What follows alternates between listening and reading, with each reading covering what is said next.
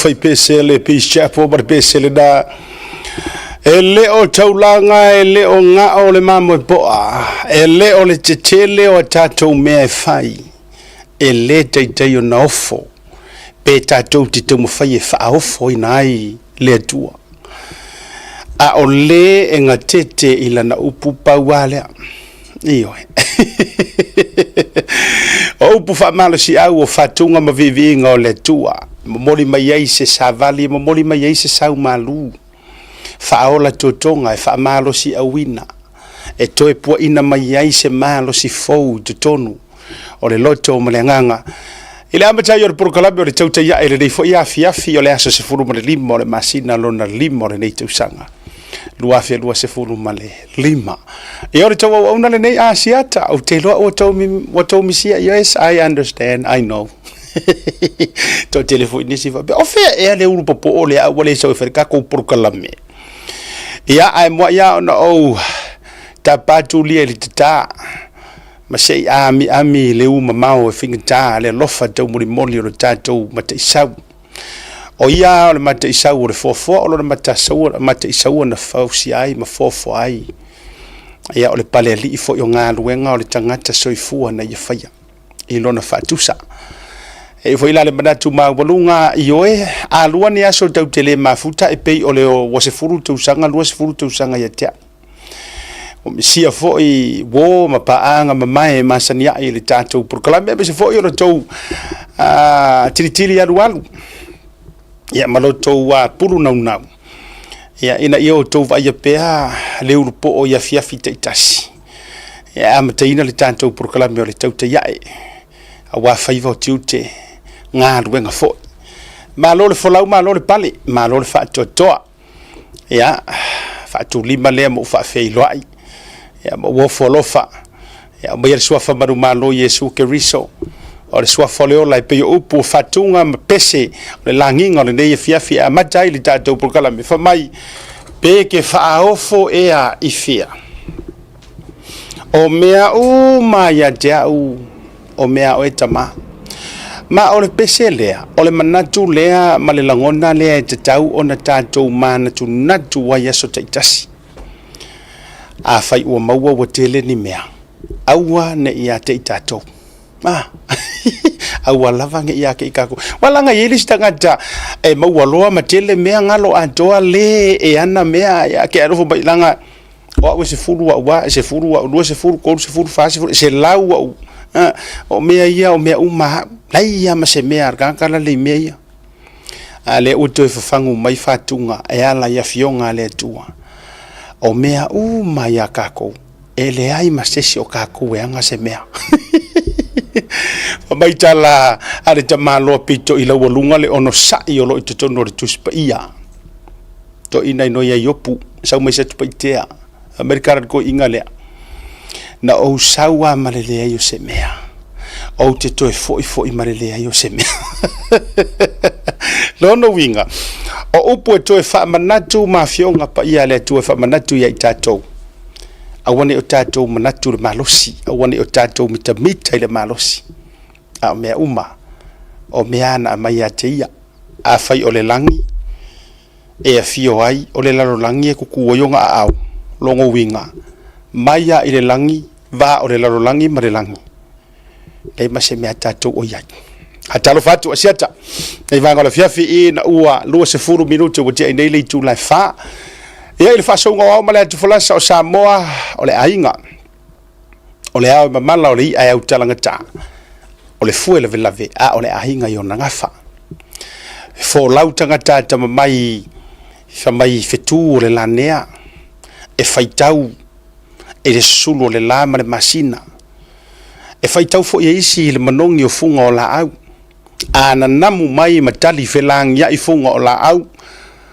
ona faitau wata ma faitau tepa le o le vaaya nga isi o ngalu maulu o ngalu e tau mai ai le taimi o le tai ai a fo lau a inga o Samoa e fo lau yo tatou sotanga e fo lau yo tatou ngafa ai moa a wina yo tatou tamalianga mana tuleo asiata faile na mo tatou wala malo o tatou ole ainga e lau au le fiso e lau le tolo ai ala tasi le maunga yolo le fatulima le ma fa malo le fa feilo yo le folofa ma le fa talofa ia fifio mai i lunga o le tatou porokalame o le tau taiai kau ye malo le pale malo le fatotoa malo fo i le fauli ia sa fita i tunga o tatou watunu e le tari tununga o Amerika ia ua matuapo ngi salava ioe ua ngoto le la ua mai atau mafutanga ua sauni tofanga pa wale mela ua whaasanga ia i lesi oro matua ma le toe ina e maisi o tatou wo ma paanga i Amerika la ua matua whapea i lumo le no fofole o le leisi poe po le couch ai matua whaato ato a le leili tatou programe o le tauta iai o oe la le na le au te whaatalo whaatuai ma lo le pale le fiafi ia onisi matou ni usila Samoa marisio atunu mo te taimi fatasi o lea ua faasolo i na drive home to fo i fale mai ngaruenga ia onisi fo ila ua taunu i ainga o atu langa o iai o lai ki piar kukaresi ki piar yangi ma ala ele o ke le ale leo le urupo o iau tafar telefoni o lesi fo ila to le oso o atu langa wa Samoa la ua manai e mo ia nga ngai fo le Paolo le fai to fa mai ale leo se lafo sa fai le taiao fa o pole lei matulanga fa pena ala le hotel le ale Bluetooth e le falongo ino le proclame o le tau te ia o a umanga o lo e fai po e lungo le vasa o e lungo ala tele even i lungo le ea e te sila fia o lae maua le tatou tau te ia e lungo le free wifi le tatou e New Zealand yes na lo walu ai lungo le YouTube channel e mai moa mai loma e mata mata mai ai so se tafala o ke lope o fe fo ile wall of so te inga lo e mai mo mai e fa ta lo fa tu asiata nga tumu ile fa lo alo le vanga fe yoe e il time town to se fa ta lo fa Alaska la wa 826 so I think Alaska 826 lo no winga la a fa wa tale wa 526 e oh, so le fa lima ono fitu valu 4 hours California 5 hours I think Utah 6 hours yeah maybe Missouri 7 or even more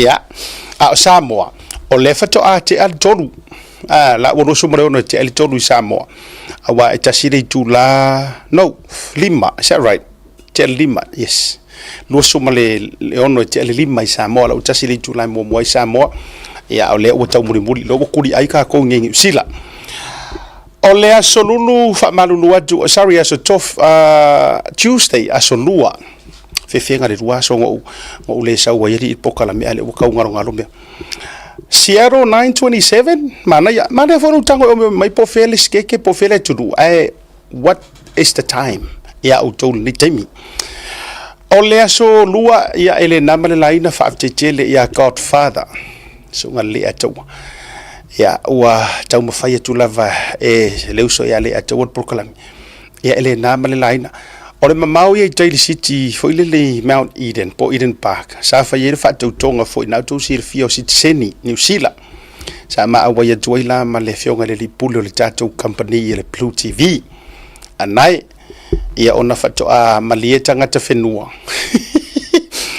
e fa citizenina ia na yo mate tolu sa fa ia la fato tonga ore kurikuringa maila e fa inga da yo le traffic le na taimi ala na sa fa ile fuanga ia e le sunga ia Godfather ia ma le sunga ia misa ia ole ala fato pepe tu le sulu ile tato ai ko kiloko wale usa ngi Godfather songa susungu kwa ai kilo ko kausola ele le ko ya lu tau atu na tau sola si ali ele itanga ele ifia na tau sola tu tel fa tau tonga me vai ka ko e fa tu ona of nga si matu company la so na fi o le meeting ato ala vale Blue Wave mato ye u malava ya ona of nga ele nga to nga fa tau to ya ma por kala me foi e uma matel tolu ai fa to mai ala folono ya so ona na fi ala ya sa sketcho mai ye le sita to por kala me fa malulu tu ai tato wo ma pa anga mai o e fia ia fita tasir mafu anga la na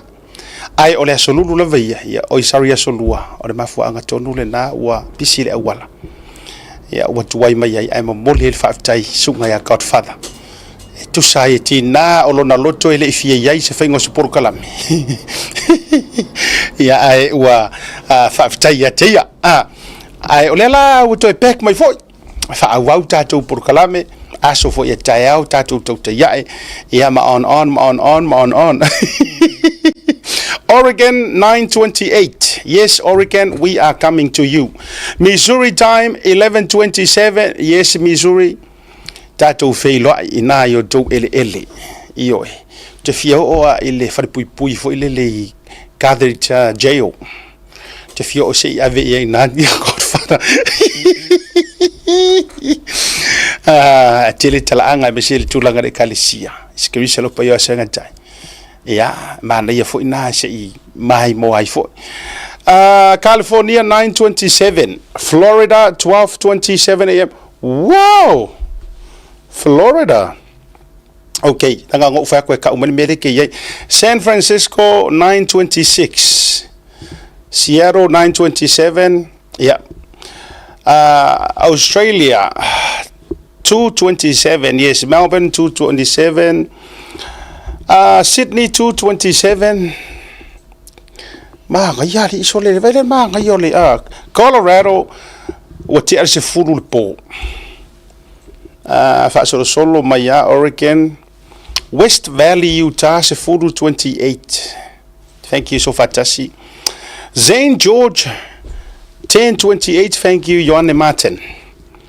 San Diego 9:28. Mike Kalati. Ooh. And Darzia Valley 5:27. American Samoa. Oh, mas se paki mo ka ko America Samoa. Moto fianga. Thank you, Amelia Famwana. Thank you very much. 11:30 in Texas. Ooh, we've got Texas in the house. Let me hear say, oh. Now, who do we have? Who else? Who else do we have? 4:30 Monroe. Fantastic. Yes, of course, rewa hard.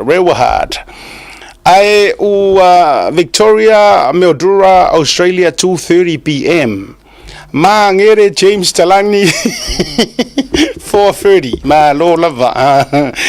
Tapu ele valu tolu se fulu p.m. ofea tatou o Tara ya la sa wai lo mane va ila ko de vela sa ma ye mane ma o sa fo kilangi e lungone ya wala vale ai fa talo fa mo folo fatu ma lo le folau ma lo le fatu to o le afia fide o le afia fifo yo o la nga kusi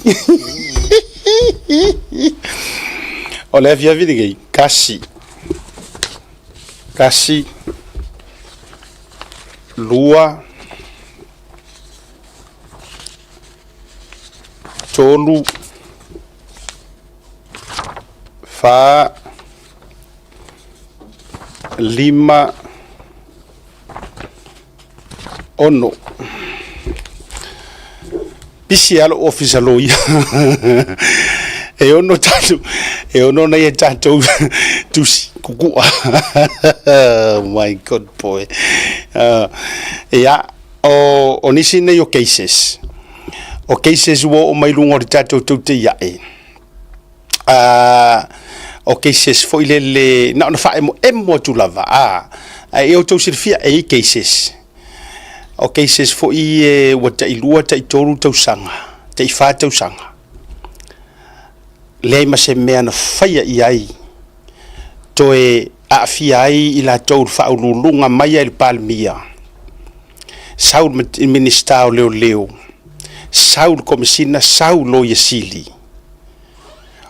o mai le taimile nei o i fa ma ni ai le tatou mau ma le pese le tau tai e makua mo o mia le fufulu ese o Samoa mai kangaka ye tasine yo keisi la walunga stasio tamali ifai pisi nisi longo ai tonu o Samoa e umana ona utango e prefatu ai le taimi fa so ai ona e to sisila le yai o le keisi will live and avatu against another powerful man i tonu o le malo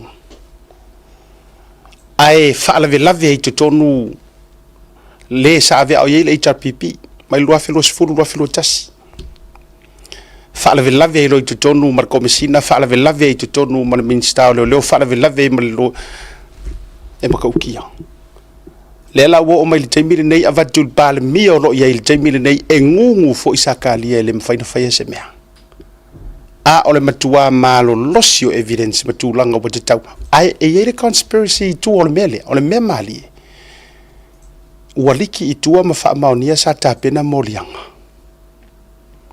ai pe kai wo koe ave ese ele sa ye se pawa matautia ya masui ai fai unga ai la tou ye fia angeru kai mingi tonga vali tu fa pena ino e te before nei ta tamo fai piki le upusa o marfa upunsa ai o se taimi muli o le prokalame anga manga ya mai lungo ka fara se vai po sa ona ma fa so la ia mani se vainga o le keisi nei fa tai foi ua a mai le fa tanga nga ale ana le mata upulea lai lumar fa masinonga ai o se mata upu ua tolo e o le lo ye sili lo ye taimi nei e fefe tang fiar mata upulea ya a mai lai lungar tauta ia e wanga or ka le fefe ale lungar tauta ia iyo a mai si tatu fa so atoi ma fa ilo ai la tunu itu ai ngata i matangata ye nau le pawa le te mire nei ai fa malo atu fa talo fa tu share tatu proclame ne vanga le fia fita tu momo si fa te ana ni so tatu fa silanga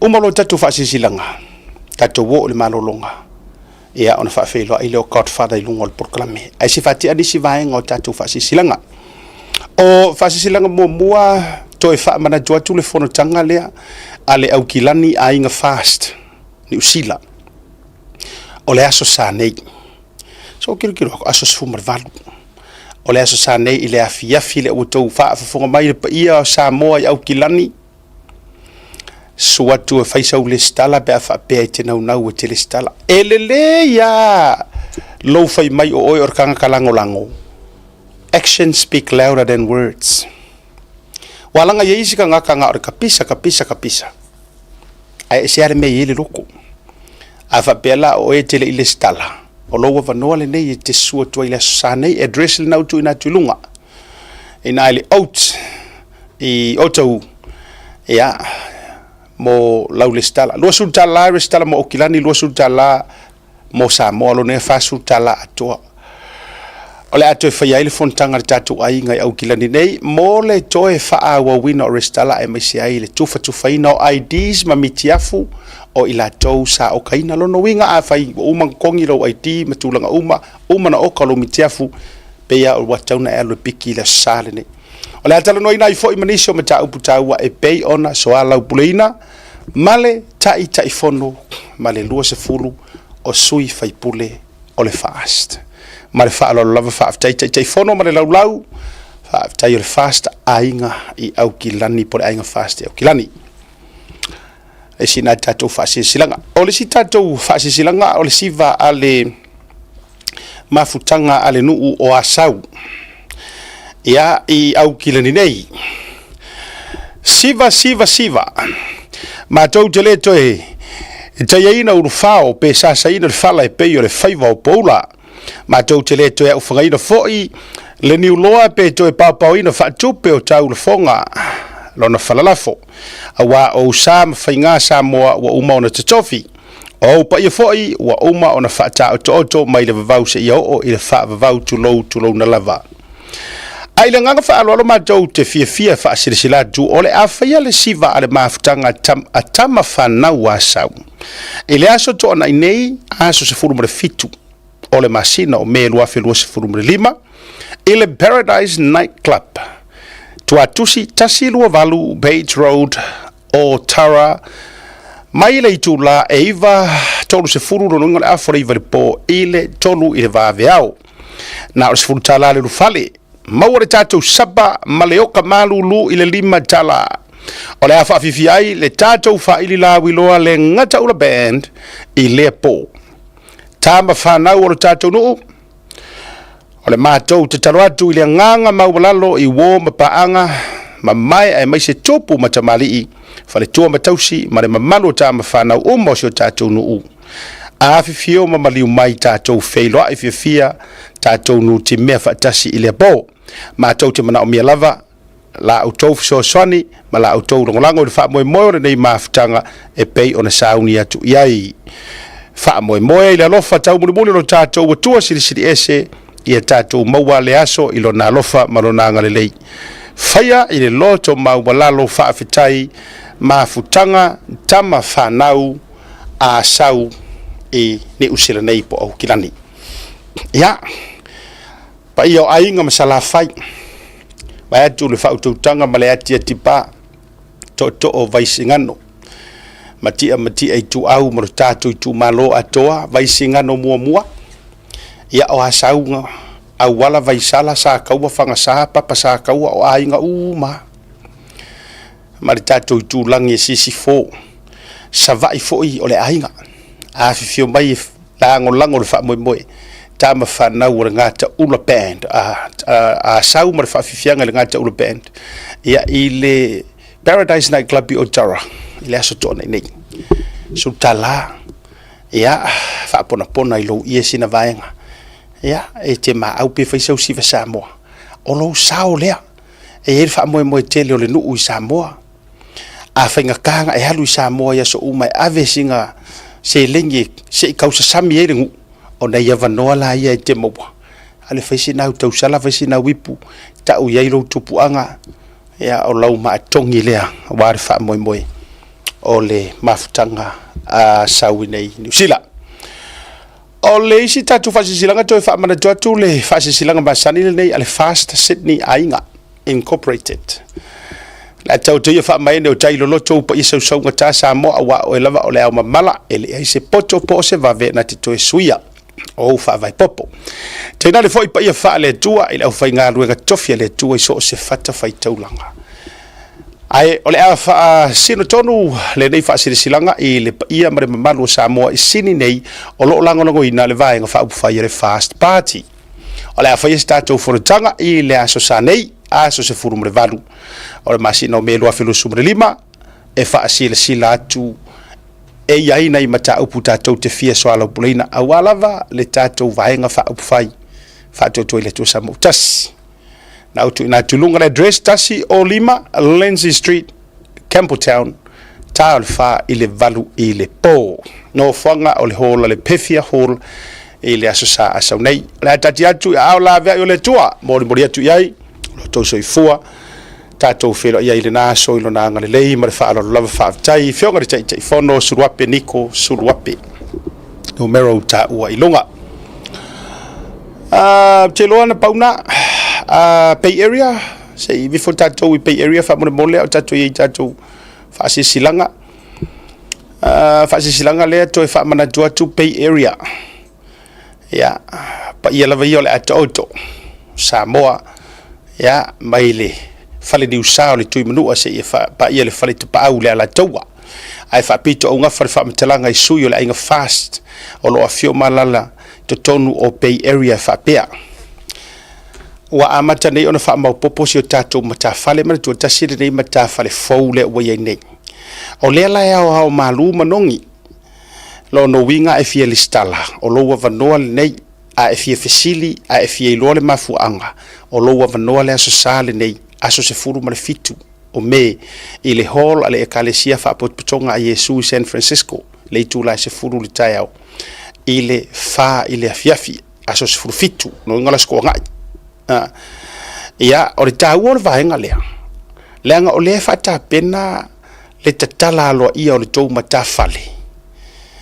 e iei se taimi ona whaelo atu lea e peia o le aso lua se furu ma le tasi o le masino iuni e lonja aloa ia ai ma tatala aloa ia ai tatou te awai whaatasi la ia ai o le whaatau waina o le whanotanga lea ma le whaelo inga le aso se furu ma le fitu o me tau ona e suatu malo ID passport po le ale tu langa o se foto o IDs ya e fai ai lau le stala lima se furu tala le stala o le breakdown e alu o le lima o le lua se furu mo Samoa o le tolu se furu ya mo lou le stala I te tonu o Bay Area California Awala nei emesia le avanoa le nei.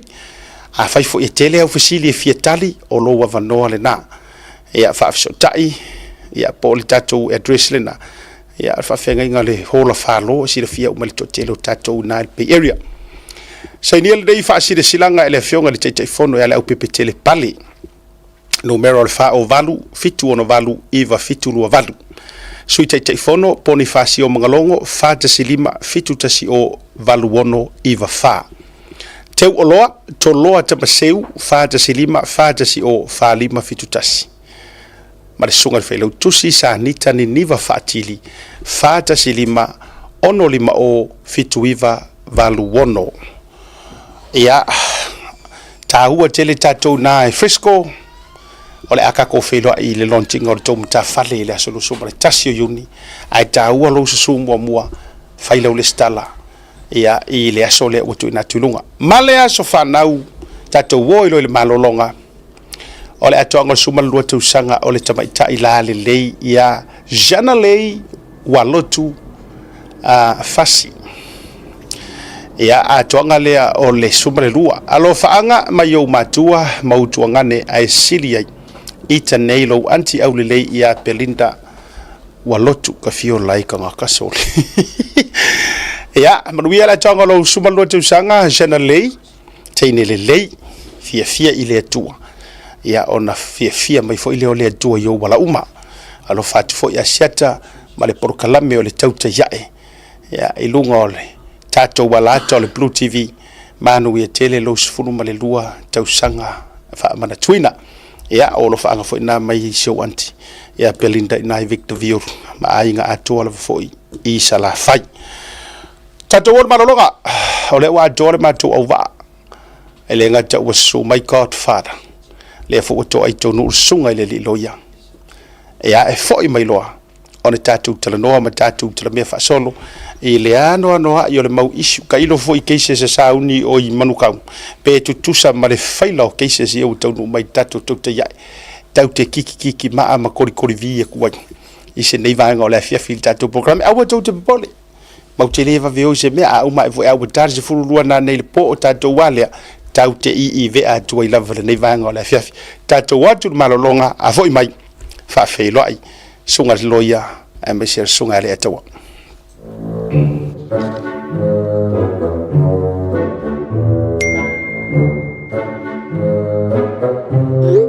San, misio kamar fale mo se vali le leye vale kako vale mo le sisi. Se fale mo I vati. SMI.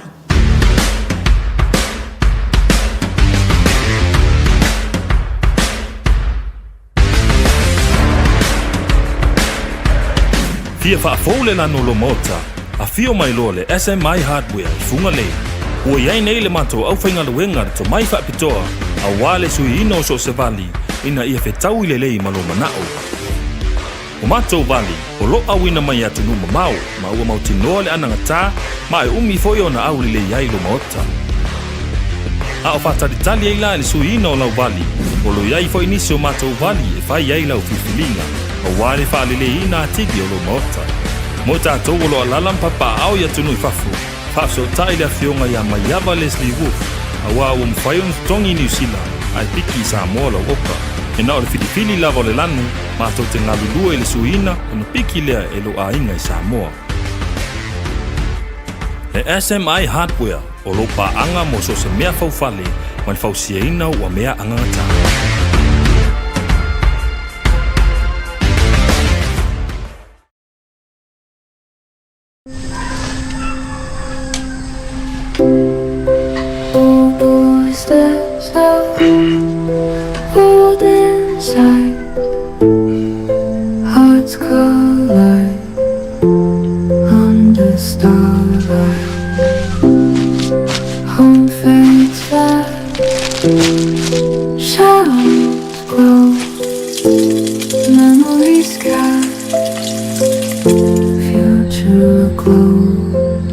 Shining stars, new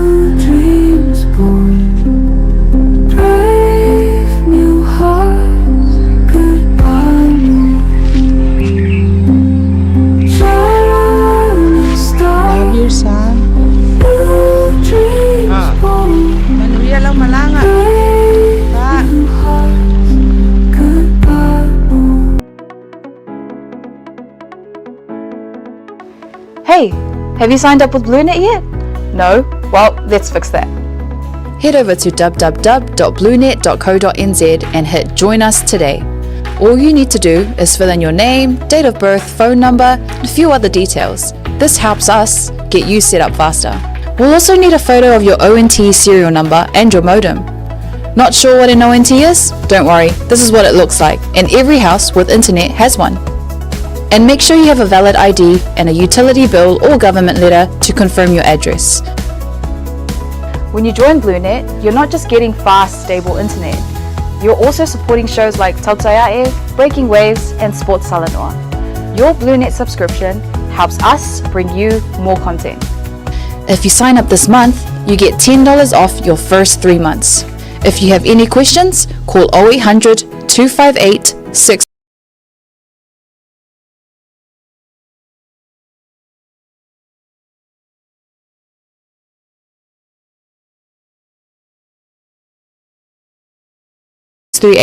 Join BlueNet today. What's up, guys? Lupe Soaina Auli, Joseph Parker here in beautiful Samoa. Make sure you tune in to Blue Wave TV.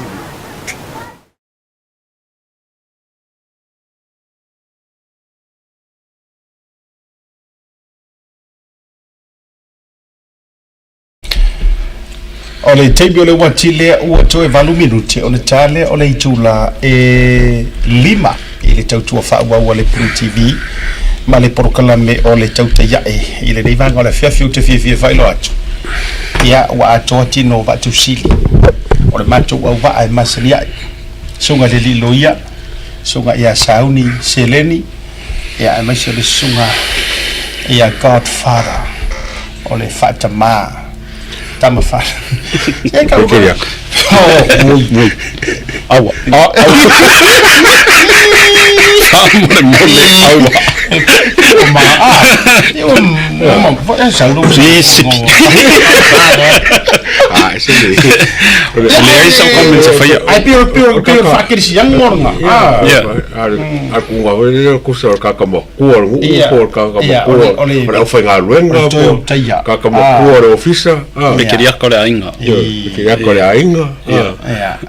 So the great grandfather. This is triple great. Size 6 great. Yeah, this is size 12. City.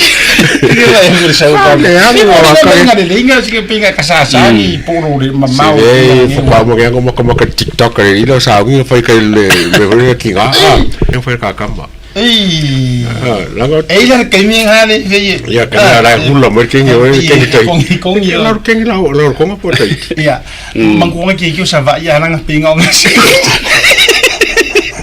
so le o que vai mola lo que sava ya so le o top me o me le o finga sa wale sa wale ai que lo kan ora fa kan fira fa kai pequeno mo ai que no va ai como e se eu farei com na eu quero no por meu sapotias la capuai ngai le TikTok fai o do que ma o mongo eu com TikTok e faço le bangai e fai o faço nguku arma ku kuo mai disi no ku ai si au le fo o le fai ka Nanga wala ku ya le fiong ya kole fo. Sa fa I au ka. Maka ofia wala sa fa I mo ko do pi ko ku. No va ai ku lo ku lupu le. O fa pe wo ka fe wo fi so ya se mo fo ke me ai. Awa mau ko le fo lo vai. Anga manga o fa siva ko le fo. Me quero e mau vai fa me longa di ma ken foi. O kusia sa mi sa sa. Si ka fa mo ya singa mai nga le fa mo le dunga si ka fa mo ya singa mai nga. Fa TikTok ka kamma le. Ko inga ai yo wo ka fe. Vai la TikTok ka. Ya. Si ka ko makamaka TikTok ka kama. Vai.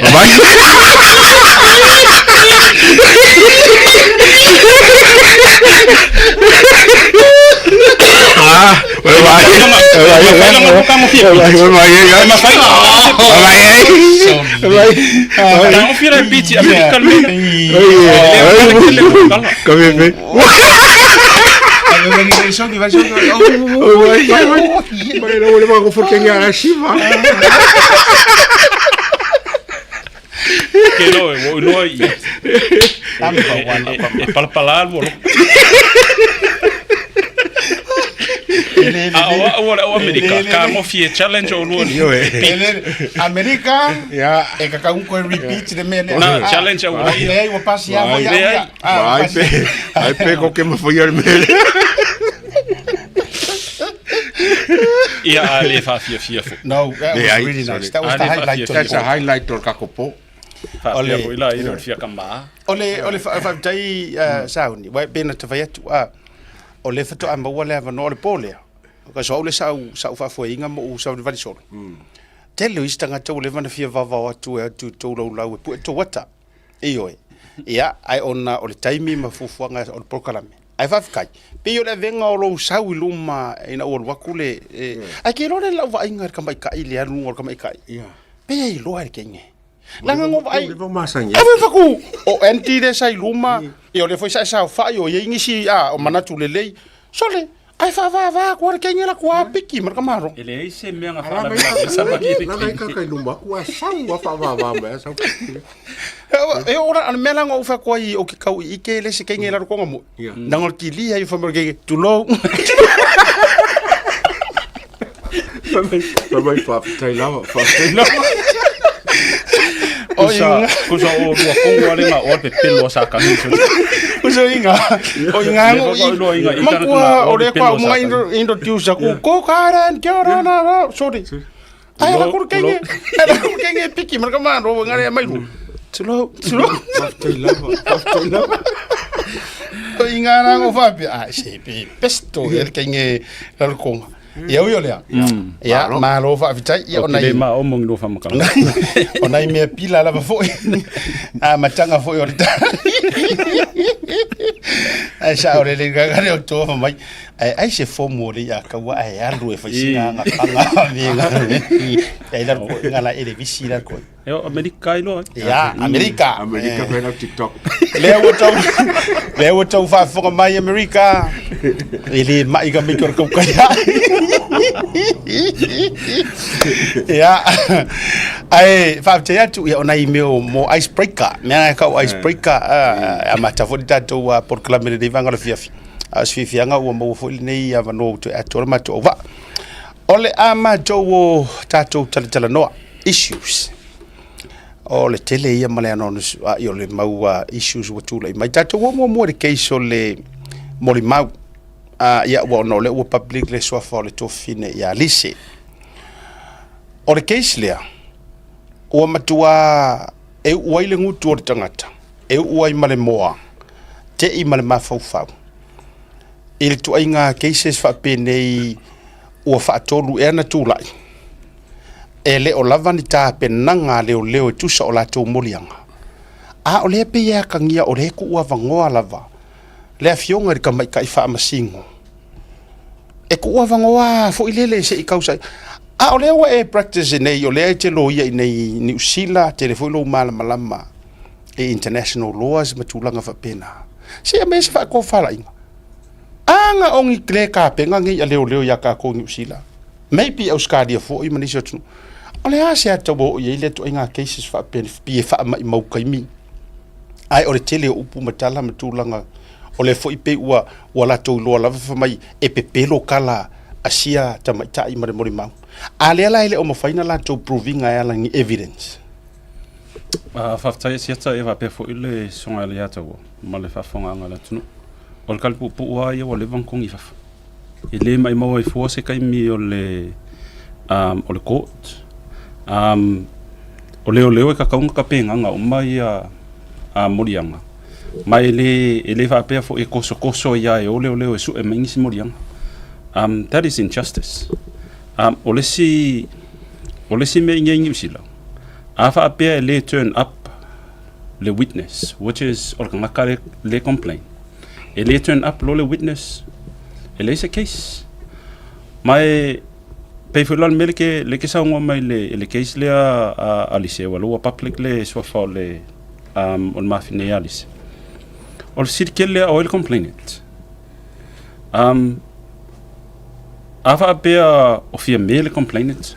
A mai information sile pole ale statement of fia me sa fai le nga lainga nga molia ya lisi.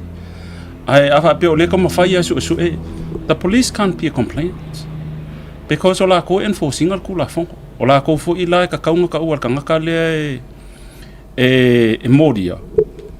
Ua mako a moinga maile se fai kionga po se complain mai ia pai mala fai e aila right to le defense you have a right to a lawyer o mea umanga le la constitution and that's the process of justice ava pea lola ele o follow le procedure ma le process le o le vanga kaunga fa se kuanga lua se fe ia kupe taxpayers there's a lot of other cases e kaunga concentrate ai ma fa alo ile kai mi o le famasingonga ia a ole o la ko ava pe ole ko ma fa yesu ngi modiang that doesn't mean ele o lava fo ngi moni mau pa lua me o ke vai ko ia o via o me mo o ile complainant because ele fa pe fa la fi kan ka complain that means it's injustice o le me longa lua o le ka su ngi modiang it means ele is a case ele o yese kanga kawa afia ngianga ia right ngi kala lise nga fai fua ilele ai o se kanga ka le complaint because or kanga le wa o e protect ai or kanga ka le the defendant le ala ye le lo ia nga ke representing langa anga right ma representing nga ia inga ima fai fo ila nga fea avaku langa ia fa makalanga ile e base la le respond al kaka le defendant ile complain al kaka le fe mai o pa e ka ke fiu e ka fa vasenga so le like ya I'm always patriotic o kanga ka sa mo wa ka mai but it seems everything it's political o le siva nga ile fa se fina ngalo sunga le taua o te fieto e fesidi tu lava o kuri matana wina o le tulanga le se si o kangi o le kusi lenga ko vakua onga wa fiu wale mori mau e aru sa o de kangaka le fia karango ia which is of fear me ele yango yai ui fo ila ia ile si fo I power la yai ele yango ele ya seme o fia ui le si power o le karango aku attorney general o tangata umalea te tau ua uma foi o so le waka ko kilo le repeat o le case of Sam manga ko foi ole last so sang sau ye Sam o tauta ya after all the attempts in official leo o ai kangaka they took him ole choka ole pangka sau no ilungo kauka ya avakuai ango mai loa ma le lalo langi o sa moa le anga yai loko mafaku kangaka ya lolofa yo laku kangaka ango mai loa ma put pressure ile maka upule le afako ako ifo koe mingoi mai ko misinga malanga makanga ruenga le fo ila wa tupu ile mele wa atu uri fe sao anga kali ya fia me ya risi e sa la ukala anga kali mo ifo sort out uma that's it. Ele selo songonga. Lise was looking for closure because ilanga ia mafau. E se sel fakunga nga vaku yanga ia. So she need to offload the burden nga yanga ia because ilanga ia mafau e mafa kele me langa fa yakunga fakunga fa yaku. So she was looking ile kanga kanga vakunga le come on the table, we can discuss this and move on. Yes. But because o kusingi alisi o laianga yai le mea sakupu ile va ai ale kanga ka lai the lay person you know pe olisi e ongo afia inga ia in the future which is esa o foi langa ia conscious ile kaimi al kaimi nang kanga wifi kusi because ava pe nga ngei a face investigation post inquiry later on 5-10 years later ai alia e mai ai sa onga comply le fa kongunga sa fa yaku e nga ia materials ia lenga o mai ile victim you know it belongs to the victim e mafai onga moli inga ia why didn't you say something Why did you hide this stuff? Why didn't you go to the police? Ia lise leo lai kama whainga ia. E ki lia longa ingoa from this particular issue. Ele o whaape whaiako o lise mamama o se angelu pea. We all sinners. Pa ele mawhauwhau ia lise, I'm upholding some information which belongs to an incident. Le incident o leanga a fia ile so i fuor kangaka. Which is a fair, you know, laenga ke whanganga le kula whongo, manga right ila lo kula whongo. E si kaile protection. Pa, e avako. Ai le ango mai, alu leo leo, le ango leo leo. Alu le attorney general, leanga I uanga o ai kangaka maulunga. Ai le ala o leo leo, judge lise a o ai kongu al complaint. Le winga na le atawa le tu ofisi le ma fau o mai le so. Le nga fa makala ukala e uai ngutu u mo auru u mo pule e mo e ofisi me u lo fa langa foi ma kwa ka ko ke ile tu inga e peisia ka ko system isa mo o matua upside down le atawa tu langa boye. Ya. O le ka foi si me ala si foi le sa e ma fai fi me nga fai le take application on her behalf. Fai se mori anga o li se mele. But in her capacity as a citizen, you know, ele ka kaunga ka ko ka ngofi mix up. Le kofi la kongo le hold the fiame. And as I always say, yeah, fiame is not a prime minister based under the law. El kaimingi. Because every requirements are kula fonga konga meet, as we always say. She has the right to justice e ki lia Masar Salonga, ki lia ngi kua inga, and that is for her e whai leo leo. To loa. O lao complain, e peisi le ama rango information ia mai, e le sao. And these are my evidence. E ka kau fuilai leo leo o nga fesili, o angi evidence o ia o e ke loa i le sao. And nga vai leo leo. E fua la le avenga o le case, e whapeo leo leo, okay. 51%. It's ole probability ole sa ofia me 5%. And it's up to lise. Nga ke kango disprove. Ma turn le 51% lea to be her. Nga ke proving nga koe no. E sa oa unglanga ole laptop lea nga it belongs ile victim. Or fa la lang kup. E sa oa or ke fongi lea it belongs ile victim. Ola o koe e siaki me ia. And it's not because o yengi mea fa peanga involve vai fia me ile incident, but given o lenga avere fa kongunga a o items yanga fai nga it belongs to the victim. You know, e ke le yo Masar Salonga. Why? And that's the biggest question se kaunga kati. O le si vaenga fa popo i lau sau noanga. O la fo i oe mai e le farikari maroi vavau. Sa laku wai le fafinga lea e loka ngei i le fasiotinga o ia sia whekeo. O le fo inga koe confirm mai e le mori mau i le tatou por kalame o te mantua lava au i Amerika. Lena toe whasao mai. Na whaatonu ia re au mai ia mea ia i vavau. Keyword o vavau. Sau mare mori mau ar au whaingaruenga na wharkari malo i vavau. Nga iai sia whekeo li o. O fisili la lo mafofo o fea la lea e kau mo i eisinga tinai o la fia me. O tau mo mai. A tatou o nei la tau te vange tu mai luma o le teipo e whao ngā ai le whuinga le common sense. O lea pe e mama whaaku ia whoile le vaenga e io e ngā ai le kalarise. O ngā o le back up mai e au whainga ruenga i vavau.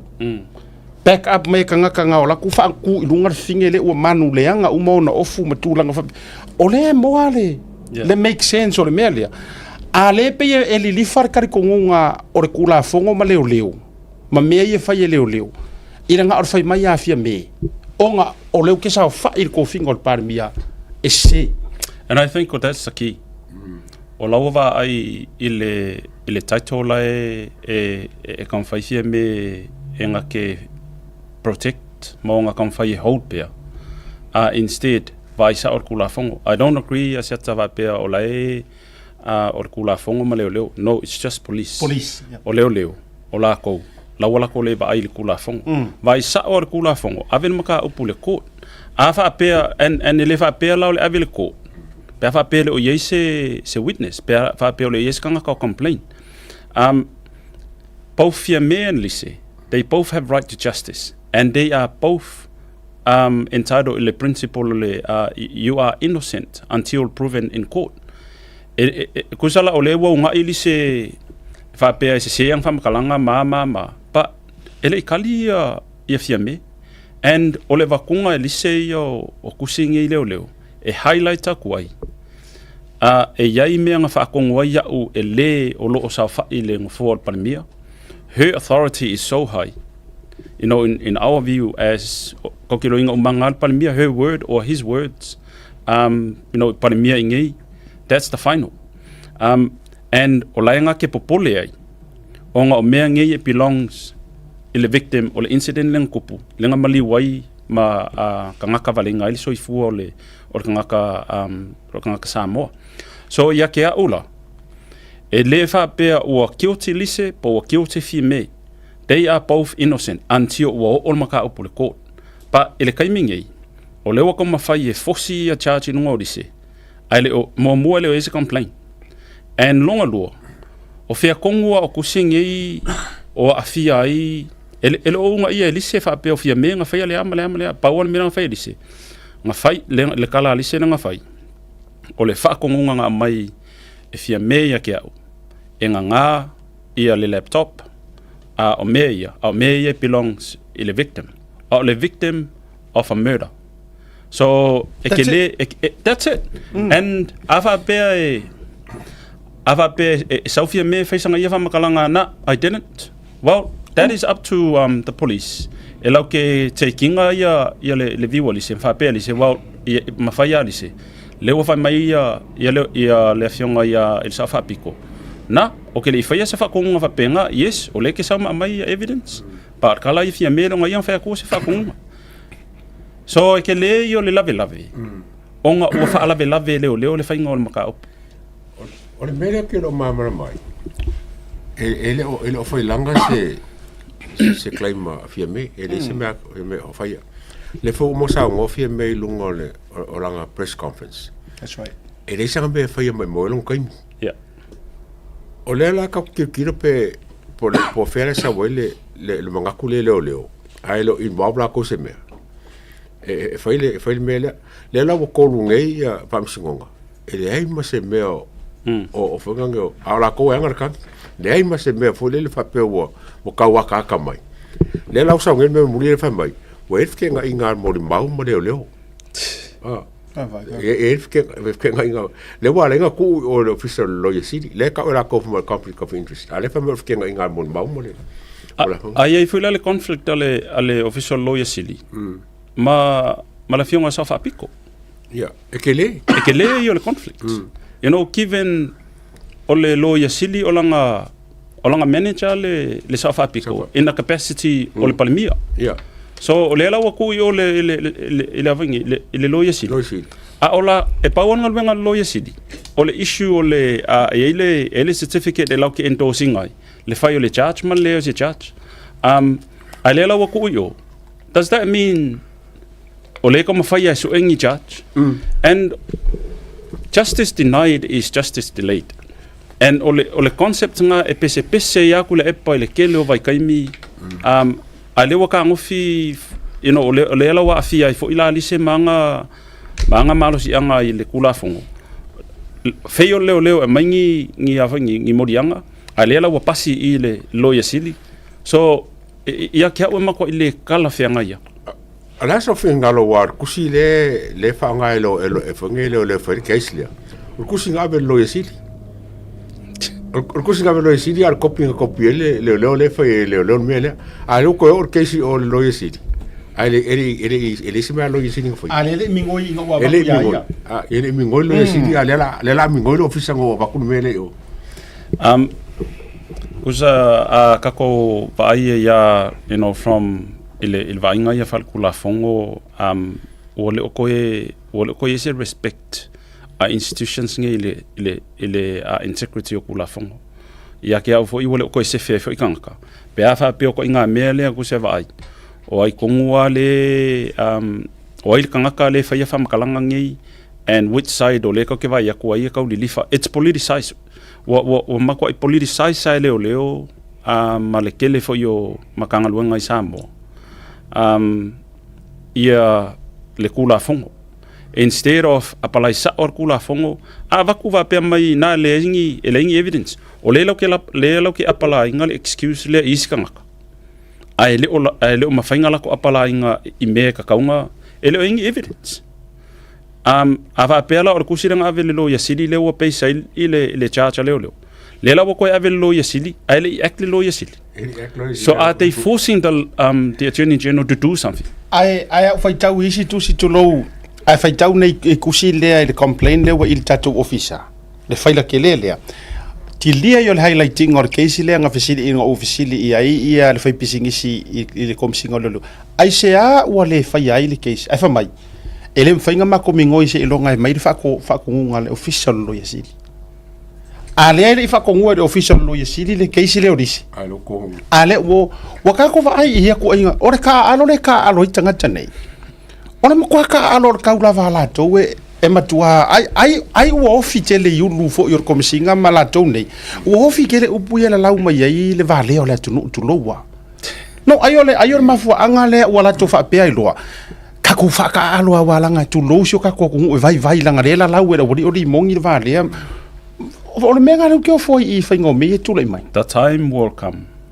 E kukupu ai ila ko ngi me yang kukupu ko ingale ai Gaddafi. Ko ingale inga ai Saddam Hussein.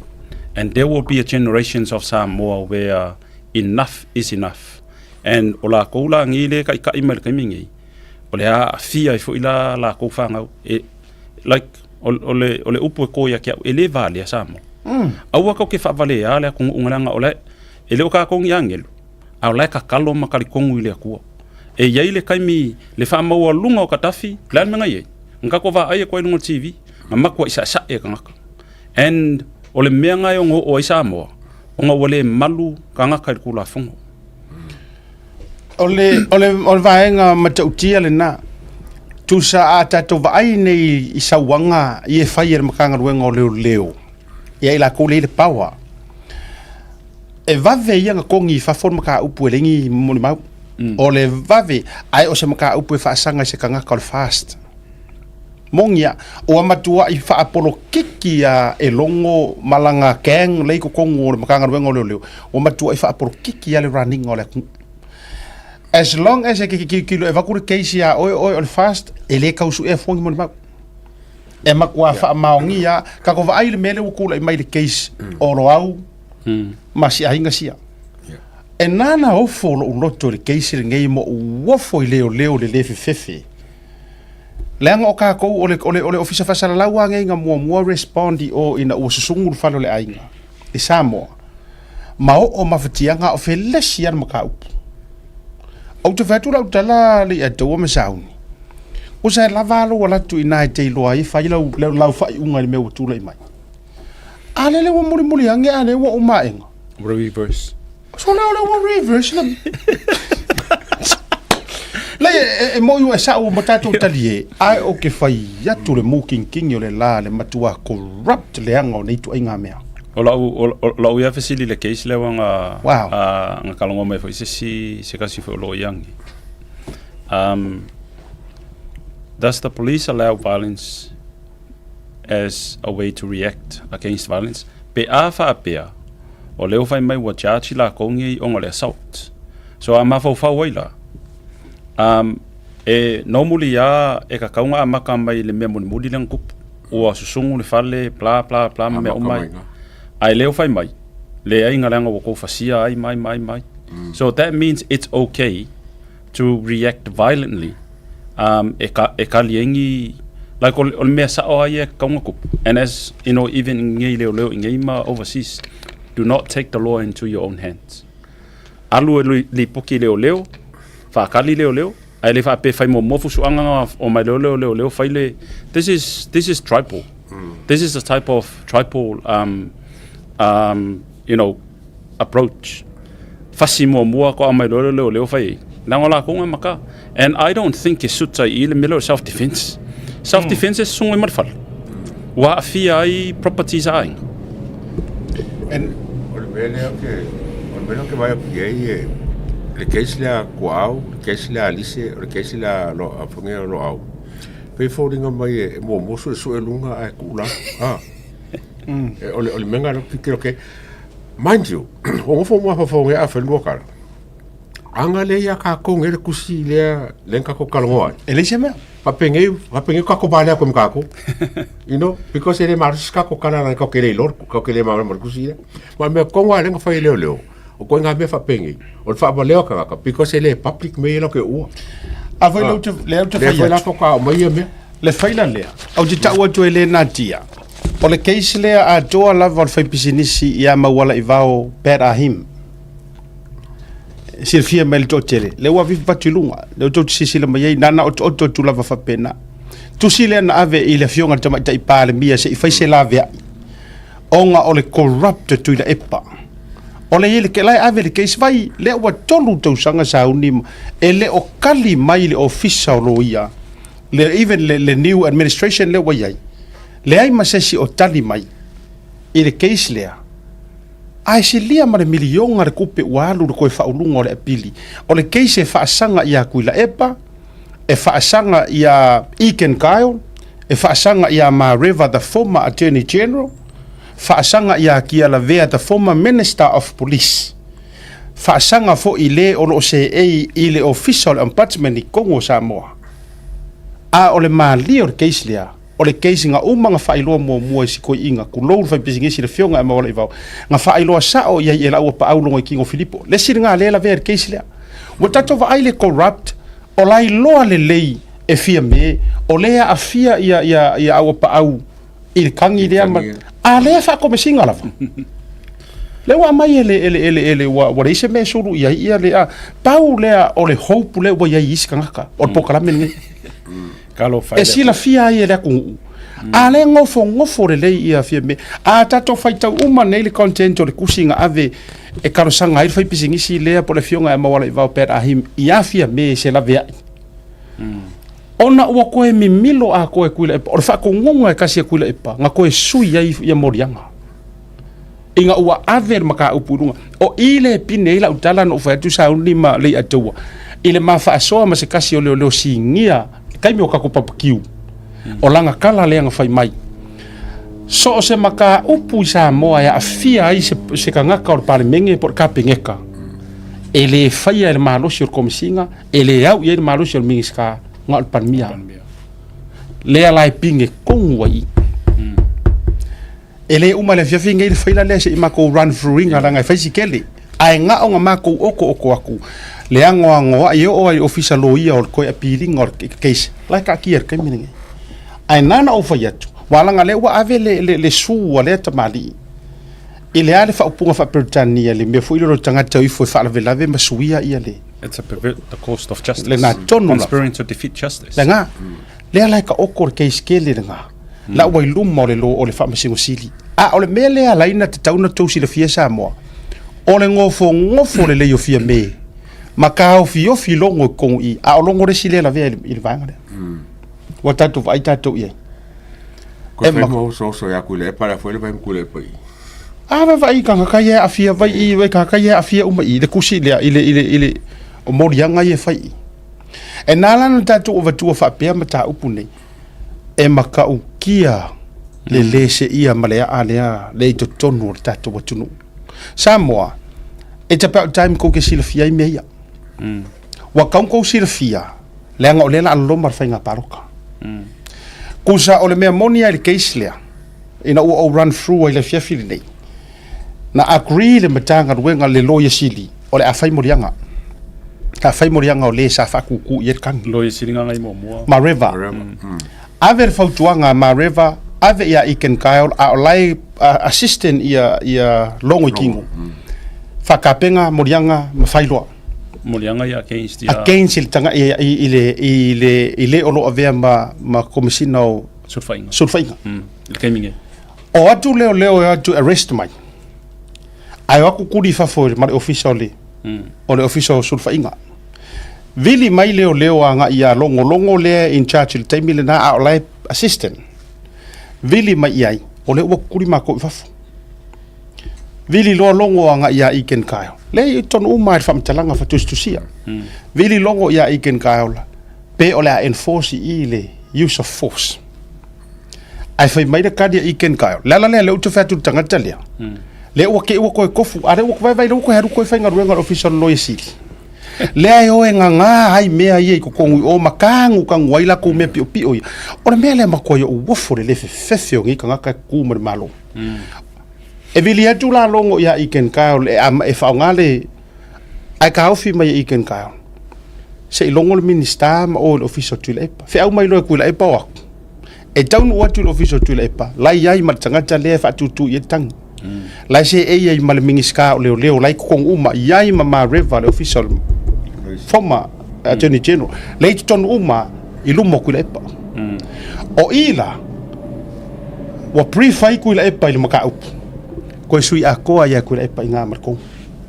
Sau loa mar molianga wa toe fa sau mai molianga e avesi ka marisia ua le lava au mau a o le fongo o ngu le sa fainga kupu i melia siria mar korus fulu ka ngaka ia fa ngolongo ma va misa i le mele kupu na tu tupu now o mafu anga wala ia pe no fa yatu e dale liu ai popoi le anga ia iso tanga tau nu ma tulanga fa pena ai langa or ka ia mar proklami ele ingi fainga so kanga mangkulanga tau teo ile issue le anga ale fo le mangua e vem pala kulo o matua pala le fa o le ala le me o tula iman le ala o ko sa ko morianga maya ile fa maungia sa wasu i ko kula epa le ala fa matala au pa au longo tino Philip anga ile fionga ya le I kuskusi bo so le o ngofo ko ka uma ye le ala ua mafua ina toe fai le su lea o le tangi la lea o le tangi e faatutuloa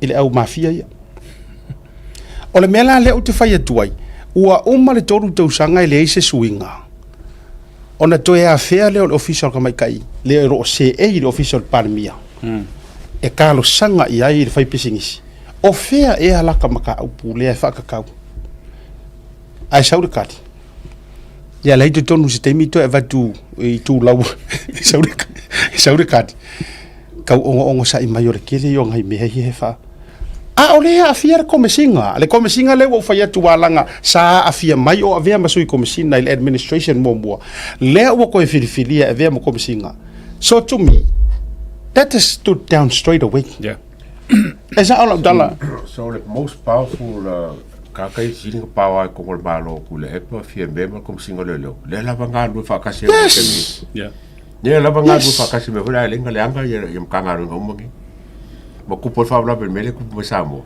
langa le la ba mau le ko le la o ko se ia kuma iken karu nga kami nga ua all of a sudden fa ma vai polea ai vai le ano no io mete tau na luai ai koe su e asonga va ngoi kongu o official attorney general ero ki e foi la lai ko le la ve kongu i o ia le nga suir fa kongu e fallinga maila lai tatu tala no tatu walu nei mea sasau or ka ngaka le o makua i o va ai male alofa i ko kongu au mafia ngi o pa au nga fa kula o take le danga inga o umango fai kau akonga it sounded like he was a good guy.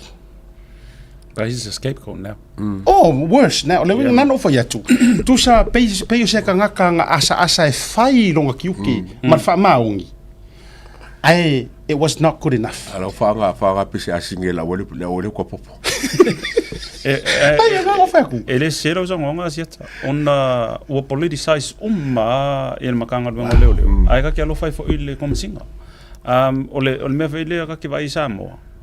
O ngai ka ngaka sa wako e kaukua e kongo makanga luenga, mawhainga luenga mo makanga luenga. So se makanga luenga. And they become so political o ngā o whakongunga mai lunga. Wow, kia. O fo mea leko por kamingi Samoa. Election. Oh, yes. And e fili e Samoa. This is where ole whamasingonga whainga le kongo ia ila koe ka ika kamingi.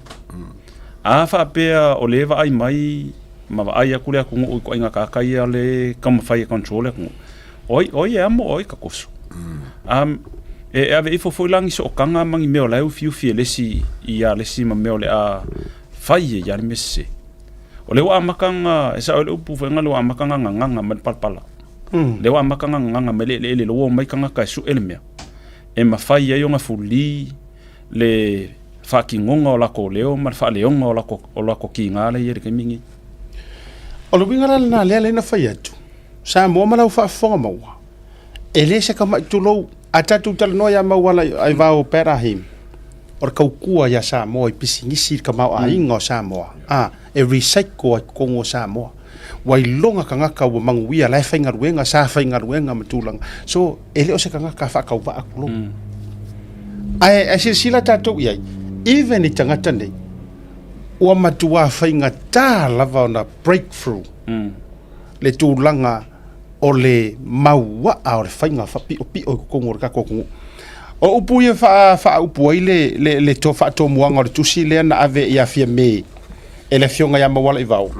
O lo wha mua ama to e wha marosia le mea na tupu ia pani marama. O se wha tupu manatu i tangata uma e au fia ai ma le malo Samoa. Ia le pūlenga le lei o iai le malo fiti e ala i le wha i unga ua wha wharipui ai le sa avea ma pāle mia o le malo fiti. E tu tusa le leile mata upu na moli ai pani marama i le whamasinonga ma la utangi lea ua sa valia nei le toru tausanga o tau fiofi e le ko me sina o leo le whaatinoina o se suenga e whaasanga i atu la epasa i le lo ia sili sa i ai mua le ko me sina o leo ua mawai atu nei whaapea ma le sui ko me sina o suru whainga. Alua i lava o le ngai o inga whaasori tū la fono sa whaia e pani marama ma le komesina o leo le malo fiti lo la ua tau mawhai e taofi prevent or obstruct the course of justice and abuse of power and so on. Se uma vakusau kopi o ngai runga. Ai e nana over yetu o le makaukia sauni e nana tawhai atu e le iloa po le I think o le wha perfetanga lea o lowingoa. Wha fonga le tunu. O lo wha saungi ungi I mea ia. No, a wha fonga mai fo inisi wai le wha pea o le elese mission e ave to tasi. A wu waru ka wilo ma fo ke lo ina wa umana o whai tau nei mea o wha pea I fo ilo uloto. It gives me strength and courage. And this is, I think, now I know o le purpose lea o le tatou pokalami. O le tautaya. Nga reisa I fo I le atua in such a time. E reveal lo uma. Masuru fanga wakako vai ai. Yeah. Ua matua le iloa e kangaka. Ai ka ofi yofi vai lua. E au pau le waru ka whawhai Australia. La ua te ilai mata mai ua ke I usau ilunga mele. Kuso le vai ai. La kala o songo siata. O nga yelva ngol kula fongo le Crimes Act Samoa 2013. Vaenga kasi whakasi. Sorry, misa pem whaianga e Crimes Act 2013 na Samoa. Vaenga kasi whakasi e fit kongo e ale melenga whair vaenga lea. And it says, conspiring to defeat justice. A person is liable to imprisonment for a term not exceeding 3 years. Who conspires or attempt to obstruct, prevent, pervert, or defeat the cause of justice in any cause or matter, civil or criminal. A whalpupula se bange oi whalpupu. Whalpupui umala ko yang whaira kongo e koe. Kuila epa, Iken Kaio, Ma River, Longo. Fia me? Yeah, yes, well. Ba ai ai ile kangaka ngai ile authority. Kuila epa lenga overrule ole tala tonu ana tonu. Yeah. Wai mangkuala e mawhainga whaapea ia Iken, Ma River, Ma Longo, mai la ko manga iei. I did the instructions from the Prime Minister. I followed the instructions from Mankua fo ia whaalongo ngi le sequence of events ia le ngai lauwinga mengo mga whaikau le kusi. Sa whaafsoka I me leo le nga avea le kasi misawa molea. Ele logo mai lunga I. Ko keise runga whala poa ngalanga ele nga ia sila le ia to. Kas whakas. So I mafo following Nga aku leo I refuse le kanga kasao leo arrest. Kanga filo leo contact la ko say yo la ko supervisor por la ko pule. longo follow the procedure. E a mai se approval, mai le komisinga. Pe la whaonga le force. Ave mai le komisinga, whakari. Koe o mai leo leo. Koe mai leo leo, ai sei, ai lea lea laku o lai whongo ia le komisinga leo leo, o le Attorney General. Ngā wa umanga a mai whakonga le Attorney General, a whai ia le arrest. Yes. And that is, o le mea kongu whi ngā lea lainga o le comfortable in mele sit le Attorney General. Lenga lai di pokit pan mia. Pule el par mia. E pule el pan mia. A lea lai laku lai sa whai. Why do they have to brief the Prime Minister? Because he is the one that hold le malo si anga va pe o le palemia o nga o ki mawhainga o kuria oi. O le whainga kāanga mele kai mingi sa mo. It's all about holding people to ransom I lako ngā wenga. O le ai la se mawhainga ngā wha pe fulilonga mawhauwhau. O ke le kea sa ngā wenga ma. Lau whaia oma mele whai meile kai. And to me, that is a type of communist approach. Or hold kanga kai to ransom.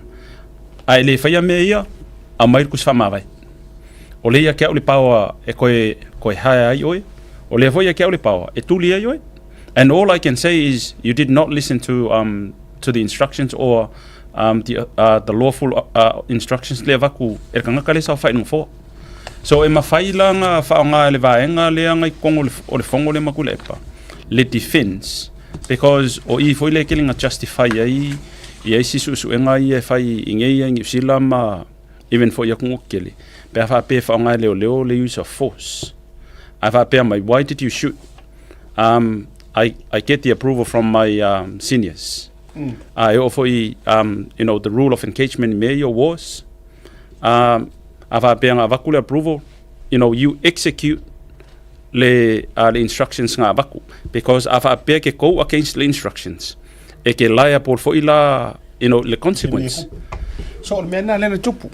Le langa lenga fa ko nei la utala. E atangia mai orgakale o pa au. Sa so longa le leia I ku langa o whainga o nga kiuki. Peitai. Ele I mawhai ngai o I whai rauka ko vai ai. Leki o whai mawha malolo ni kaka o iken kaio. Ala wingo la tala. Ai le mawhai fo I iken kaio. Langa ngā laku iken kaio apalai langa skai ni wha Amerika fo I renga laku maia. Ka pele leia I lalo I kuila e par ko inga skai ni. Wai mana tua mai.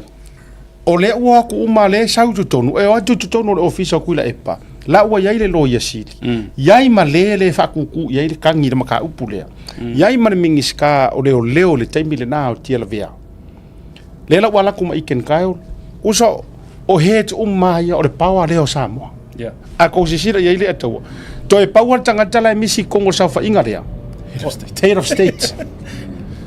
A o le meka ua le marosi anga, o le paua le whaafoinga, o le kifengi a Samoa, kula fongo a Samoa, le usaufa. Nga o le paksale tik leva pe o la le justice. Like, e lo nga iyo se whamasingo. O nga luenga ia ka unga whai whamasingo o le whaiwhaiunga. Ai mana dua la o le ua nofo override le whaukuanga ma le whaakongunga a le Attorney General. Walanga o le sau lava I kusi ngei. O le kusi lea na ave le awhamasanga law firm le apiringa o le case. Kusi ngai a fia me Naomi receive on the 14th of May. Len koe follow up pa maka upule lua wherua wha. A o kusi lale, a se furu yang wali lua wherua kodu. O le tusi lea, ave ia a fionga lei a taua Samuelu a whamasanga ko mesina o leo me whare pui pui. Ia, le fo ia ur kusi lea. Lua wherua kasi, a so sufiku o ngovema. Le si tusi, iu lai lua wheru sumrewha, to e follow up pa ila fionga le palmia. Fia o lo se le official palmia le taimile nei. Aso tolutasi o me follow up Helen Sua Lawyer City maka le wa yel taimile nei a o summary a koa nge yor mata upu atoa to lo longa fa masinonga le ia fa matalanga uma ia o ke fa makalainga o le mela pito I leanga le ka ke fa ia kai mire nge Samoa o le e ngofo fa masingo o le ala mama fo I le o ngaluenga fa Attorney General ngaluenga loia e umai oe le power kaka le official palmia.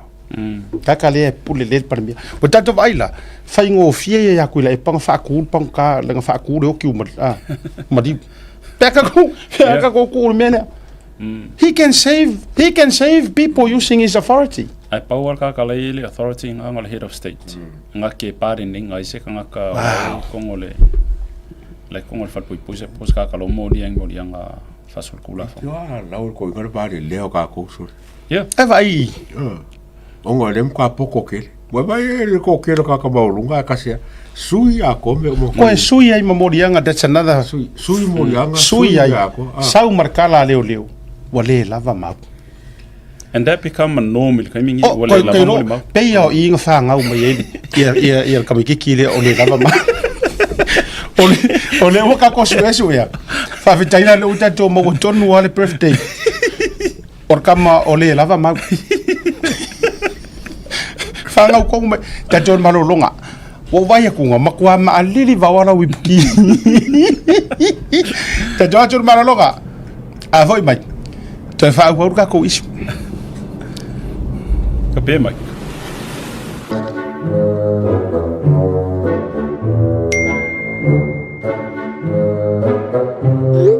San, mi si o kamar fale mo se vali le leie vale kako vale mo le sisi.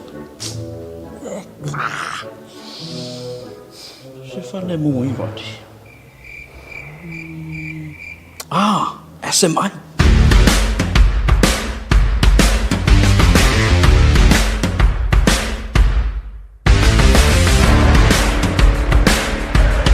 Fia whaafole na nolo mota, a fio mai lole SMI Hardware I funga lei. Ua iai nei le mato au whainga luenga to mai whaapitoa, a wale sui ino so se vali, ina ia whetau I le lei malo manao. O mato vali, o lo au ina mai atu numa mau, ma ua mautinoa le anangata, ma e umi foi ona au le lei ai lo maota. A o whataritali ai la le sui ino lau vali, o lo iai foi nisi o mato vali e whai ai lau fifilinga, o wale whaalele ina atigi o lo maota. Mo tātou o lo alalam papa au ia tunu I fafu, Faso tai le fionga ya Maiava Leslie Wolf, a wā o mwhaion tongi New Zealand, ai piki Samoa la oka. E nao le filifili lava le lanu, mātou te ngalulua le suina, e no piki lea e lo ainga I Samoa. E SMI Hardware, o lo paanga mo so se mea faufale, ma le fausiaina ua mea angangata.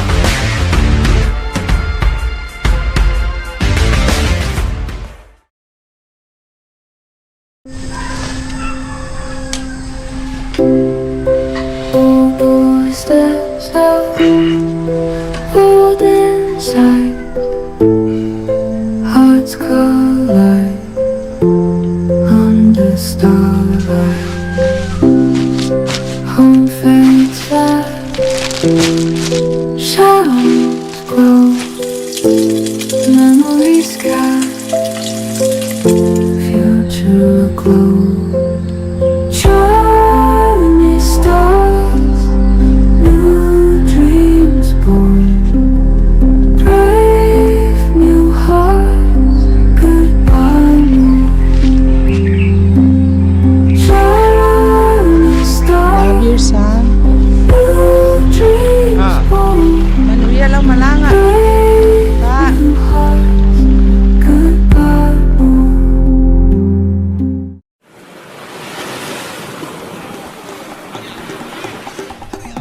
Soy fu manuia malangi ma. O lo ingo o matai a leota sinau mea tau whao. O a ua lawyer Samoa I nei mato officer o le WT Compensation Lawyers.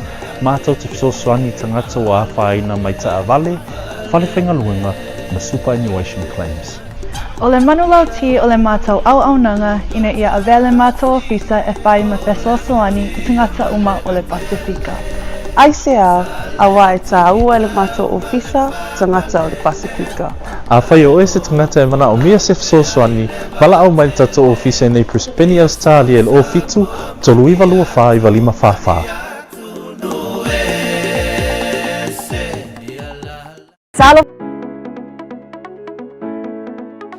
Hey, have you signed up with BlueNet yet? No? Well, let's fix that. Head over to www.bluenet.co.nz and hit Join Us today. All you need to do is fill in your name, date of birth, phone number, and a few other details. This helps us get you set up faster. We'll also need a photo of your ONT serial number and your modem. Not sure what an ONT is? Don't worry, this is what it looks like, and every house with internet has one. And make sure you have a valid ID and a utility bill or government letter to confirm your address. When you join BlueNet, you're not just getting fast, stable internet.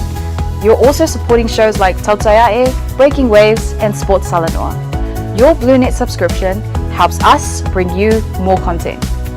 If you sign up this month, you get $10 off your first 3 months. If you have any questions, call 0800 258 638. Join BlueNet today. What's up, guys? Lupe Soraina Auli, Joseph Parker here in beautiful Samoa. Make sure you tune in to Blue Wave TV. Maki va umala ku a bio fa puaelo fa pe ale a se yo ko nga winga fa maile ngi le fa i trata fa pe ngi maki va umala ku a bio fa puaelo fa pe ale se yo ko nga winga fa maile ngi le fa i trata fa pe ngi Tois furmiru tantale no o tulanga le na ile pe atoi fa te pa wangalo ya te auto wala ngol te lo te miena fa yesa no nga ya pe ile malo si telefo i lungo social media ile sila male mai moina le to tele ai o manatu ya le na fu matangi ile ma fa la vole to ina wana o ia male la lolangi ato o Samoa wa matua vai uma valea matitiva e uto fa funga tula ola sa we fa funga ri ako ye upu kala fo time yo tula il power o vai ku le pa mo kwa ma la vai ku so skanga kara ne ka ki ki me ku sia ki ki ngai me ku pungai de vai ka vai kwa ye le la va fa sa usili la va le nga ka fo kalai wo fa singo sili ko ki ka fa san kara la malo mana tu foi sa o temio mana tu foi le na faila ni tala ina ofisiri ngele media po ye so fa mo ngali tulanga ai fa mailang kala ai mana o foi la fa tua e mga awai nga vese ya o le wingo le fa metalanga Samoa o matu fa soa ono lea o to silatu le la wa vai ngai de case le tu ia lise. First and foremost, ele ilo po ele complain pese iku, pese mikula. Sa te tau fuin tatu fa longo to longo fa pe mai. Lise versus mitula. O sa mikula. Wa o la ofisiri fo ila ile lo ya le ku mo tulo ya lise. Wa oi ko ngule o ile kangi. O ile kangi. A le ofisiri fo iku o ngi ofisiri ai se nga o kalasa e lifo e loke maka upungi. Why? Nga pawangai o maka upu e rifo e ngai whamsingo e lifo e whai. Nga o maka upu kau tulou lise la auli lio fepuleai Samuel. Defamation. Pawaio. Is whakau mua whamsingo. Fatuna pawale ai enana o foi atu. Wera e ko ke ika pe kere fie mai e lau sungar ka mai kai whamsingo. O ke kau kala pe ile ami o kongu. O reki roa loko mani mongu. O ke kaukara peia ona taritonu ia sunga e le loia ma matou por kalame e le o wharekula fongo le ngofo fia me whaparmia. It's the same thing o ke pisa kuai I lo conflict of interest. E sa alo tala sa. Langa ke roa loko. Do you have evidence to prove I love opinion? Yes. Because ava pengila yo mai lisio e kalesia ma me ava penga o la ye kong ana ko ko kalesia ka o mai lo fakas ya lo ko fakasi e ki a kongo morong ko rua e nga ngoro ko palang ya mal lok Samoa kasir fai au kasir fresa pe ya ma to fo ya na si to si fia e yere ma ko lok palang ya ma karvalu kayau ma atu o le isfulu amata tu lo Samoa ai kasi umai fai au kas. And the interesting thing is the conflict of interest, Lalia, because you are sharing the same interest and same faith. You have the same belief. Amasara mengi o ekalesia.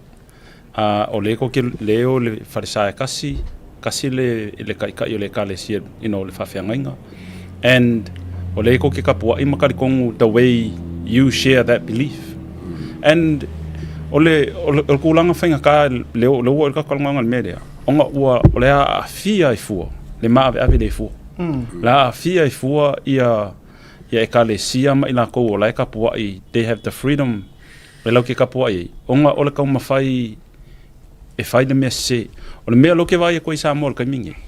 Pei wa fia ka ngaka e whai le mea le lei. Ai ku'u le mea sao. It's like they are doing what is good, but they forget to do what is right. Ole mea le lei le sao wai le wawhelo loai. A ole mea sao, le koko e kula fongo. E lo e lausunga loia. Wa sau noa leanga o le whaamanguia kohunga le o le matou nofo no whaamanuia ai. Kei minga whaila u matai e asiata. Sa u whaasua le memo mua lea. Ma o ia e mafua ino umana tua pele upu lea. Whaile mea sao. Ai awa te whaia le mea mana ia. O le whionga le sea sa ia matou inai sa tupa itea na whaia le loto o matou nofo. Inga o makai le siaka. O upu ia e le ngalo la vai kia. A ngā whae e au lima o le whaiwhi au. O na whamaire o lantala. Asiata mako umang mako ngofo. Luafi sulima. O maila ia ingau whaalele a kou fulu, whaalele a kou kia. Whai malu o kou whaiva, ave mamalu le ngu. Ma awange I o kou whaiangi mea le lei. O le mea lang maali, pei mau ke kari e. Le upo le ale whaiwhia, ma awange I o kou whaiangi mea le lei. Ko maale a peu kou kari e le whale e whamai. A I o kou whaia mea sa. Ma. Ia koe ngonga lola, ia leo le whale a, peu whako a realize le sau ngonga. Mai langa o le kele o le mea le lei.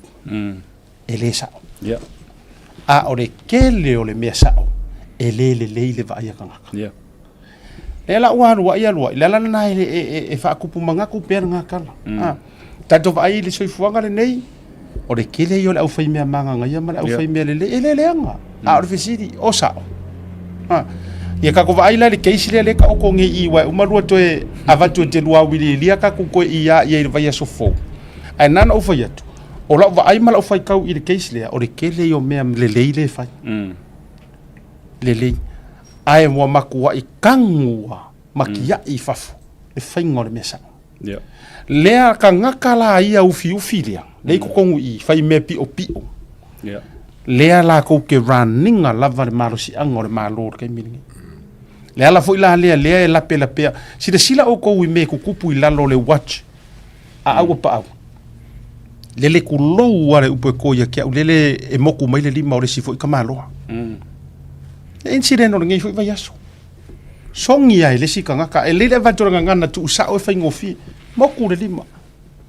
Le fo ina maliu mai tu lou le aisa fo I le fo I. Le wai unga sau I luma publicly le tasi o whamsingo si ngia sa mora fionga ia vui Clarence Nelson.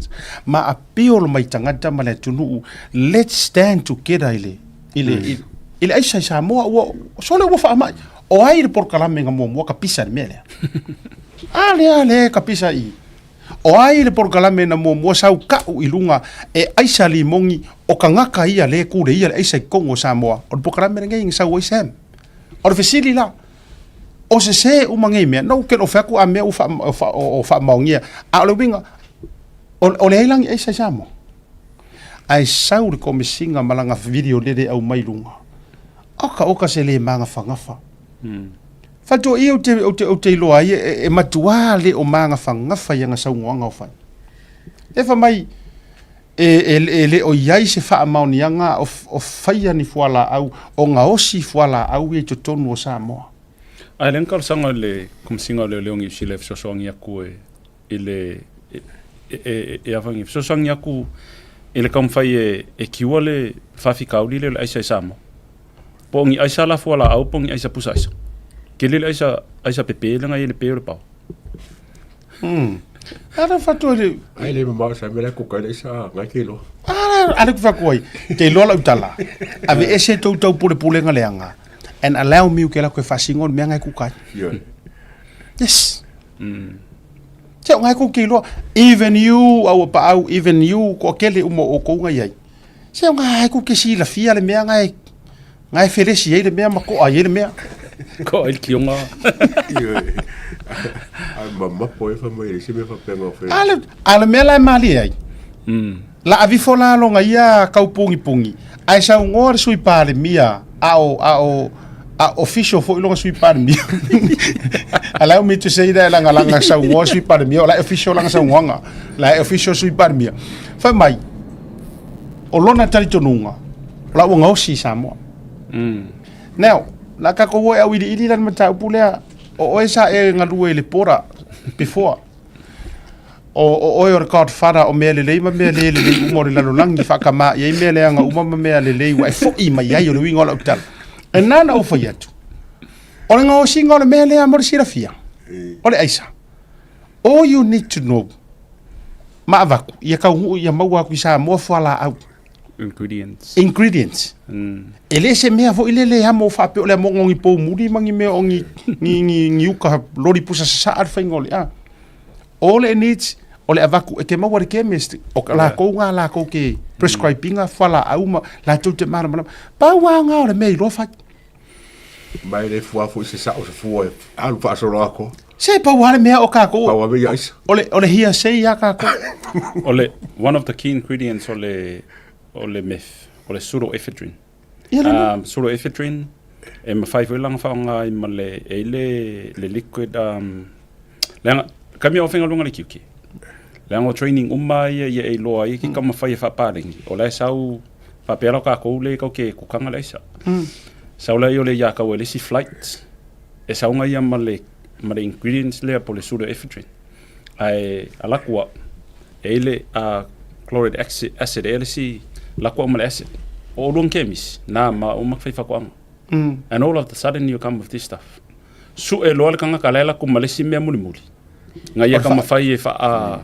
piece together piece together le paso yes so o meanga okay lola kupu sa mo se o le no ai o fisidi e ia ingi ka ko ke misi by trade fa ilonga sa mo alla ola ko kele e oi le na dia si tasi o tamari I fo ile si o mla vale le kamingi o langa fior sa wa ia o kamaro o kemis so o to tele o visiri e ing fare karavai I sa mo ola ma mero pakires fare karavai kele taku o fare karavai e au kan fare mai yes wow le sila ngarsioki armela le u fa ia le isa la o ku ka kama se penkolo fala o ponga ele fez me ele fangwa mane pe ai fight kama ole tasi o vaila au asset leta uai ile ngau singa ole tabane na prescribe la ngai fa nga ile me orkilingi nga o manuanga matulanga fa pena ya ole nando te faiatu se peile act ka ko komsinga o leo peile act fo ile leo stanga ta fito afa na wana nafi pisiko ka dis komsinga pese kanga ka sa te mana ya le fai o lo alu aso esu enga ma yes o lo masalo mia lava ya nisi o mfo na la to fai ka ua yo lo kala nga e ka uma yai o la yai lo willingness e ka ngoi ala nga e ngo e lo no fia wa e ka um fai fa mamau o nga fesira kala ka me nga ke kuai ma me o lo fai ngi me ia e fuai ia usa ngwa makana kala I lo la fai ole ko kere fo ya onga I New Zealand vaenga e lai senge imports ko ia chemicals here for medical purposes a olanga la ko importing quantities here e makua e ku el customs ile microscope a fa pe lo lai senge le vai mai o ele o ke misi a pe kolus full kilo ye ke avakunga e ovalo markas like pe kolkas ka ofi olo ai ko fisiringia ya oi o fea luer kaside 1 kilo le ovai I am not doubting the process ale an kangal wenga ki ke lai sa mo pa e kau fo male fo makangal wenga onga ko akele ila ko le kama fai infiltrate po le kama fai e fa nga because the border le through ma ko ingredients ngai oh yes ele se me ma fai nga fai sa mo in terms of le acid pseudoephedrine import a olona nga o singa loa ai fai ai yang ku fa kasia paru ale pe ole ke kango fo ile le fa vai lau Io e pe whainga o le o ngam kesi e pe o le whainga o le awangi o le sosir whausi vai ai pe ma asa suka io fai mangai au king kalonge afi ia ko sa ku fa kasi uma ia mangai au fanga au ka ia solo ia fai mare vai mama vai ia ia na fai lo le a o mela le bo vai joy me foi la le ma o le me o le o fai se isi i fora open a te lo la vai le melo i sa motel le o au nei tanga to si lo pa va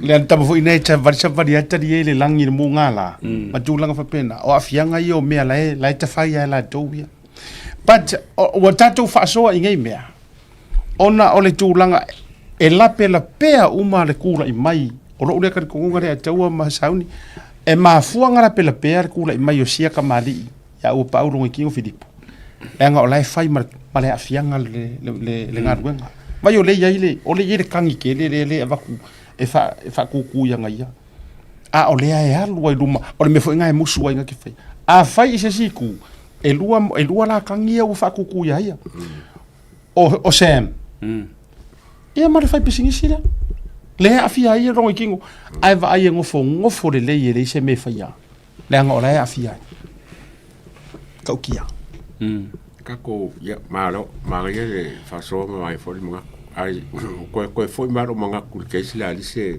sauni ola ka kombe fai wali pe fo ringa mai ale em fai lise nga su le oleo pe fai lise o nga su ya fia me inga ya kaung ore keisle wa ele lava ya ka un mele fa pe wo solo fuore ele le lava mon mau solo fuola nga la fa mai fia me ele ke ele sa o mola a papela e ka ke fa maungia ko nga fa kalanga la ko la keisle ai o keisle mo ka ua la keisle ka nga ese mea e ama ka mea i mai o fa msingonga keisle la se mea ka kikiro e tsoanga inga o keisle o wangi ko i leo mo mon mele wengi on memo mua le atawa o ile kangaka le complaint ya lise given loa kangolise fai kusia e express ilanga ia concern ile la uava ma safapiko it's not a crime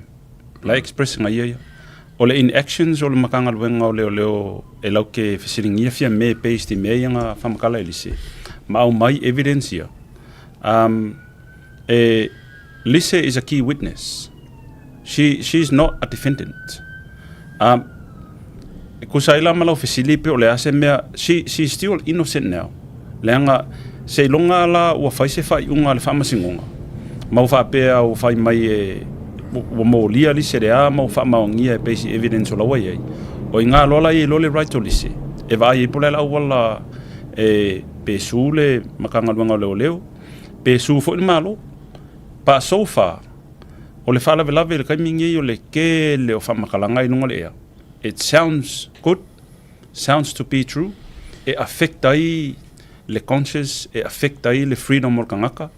Pa ele o yese confirmation le yese se whamangianga wha le whamasingonga. Ua whamaungia, whape ua molia li se le amarea. It's the same as for me. So, you know, ele yaise me le kaimingi i mawhainga whaisenga yo inga rise. Just look and observe. Po fian mele alunga anga i eile o leo. Later on, po lesi lima kausanga, po lesi se fulu kausanga, ia ke au o lau wa ailea o i lela fia ingi maa lo le lumanga. Ingi lo suits i me kupur kaimingi.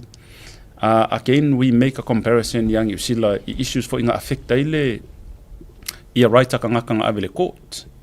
Taina pora, for example. You know, luas fulmo kupu kausanga mon muriae.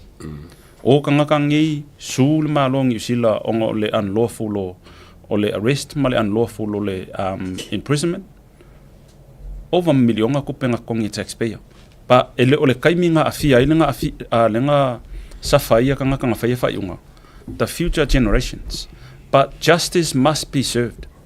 Eno e kakaunga nga fai per faiunga fa alfa amsingonga ya kusa pole ale kuwai. E fa penga fuila le keisa itu au. Because that family still hasn't received a legal determination o ai nga fasiokia le makangaka. E ka kau pea nga whakaungu ulinga luenga le whamasingonga. Ai a maka mai e leo. Ave maka upu i le whamasingonga. So e kusaila malau faafsili pe ese me mawhai lise kamingi. Lisa is free. Ile issue le mafia me. Her opinion was based on what she know best happen. Ele iei sanga mea nga e ofo ilanga ia le expressing o langa ia opinion. O lau fai mai fia me le sanga kala fai but o leo e ka kaunga fai alise. Well, you know, ele isa kala fia me fai mai, you are okay, you are free, and you know, ele isa case. And then that is up to lise. Po fe ave, but e ele kar kongunga va pea o la va pea mai leo. Ele isa case lise. Ele fangi mulianga against you lise. But it's getting personal and political, and that's the issue. Is there a legal way e mawhai onga whai sem ka upu inga ia karifia me kusi ia? E pau lava le maka upu e ongo, and with great respect, o lai before the court le maka upu lea, o maka upu yasia. And that is, you know, le writer le asia as a defendant. Because o inga fo ila le loia ia asia, without prejudice ile court, eva ai. Because you're looking at defending your client, the best interest of your clients. You're looking at witnesses, we're looking at information. Information o laima fai inga provide le justice ilau client. So, and I think, like this is me thinking from a legal strategy. I think o le mea ngā lai sort of like question mark ai le whaingo se complain of me.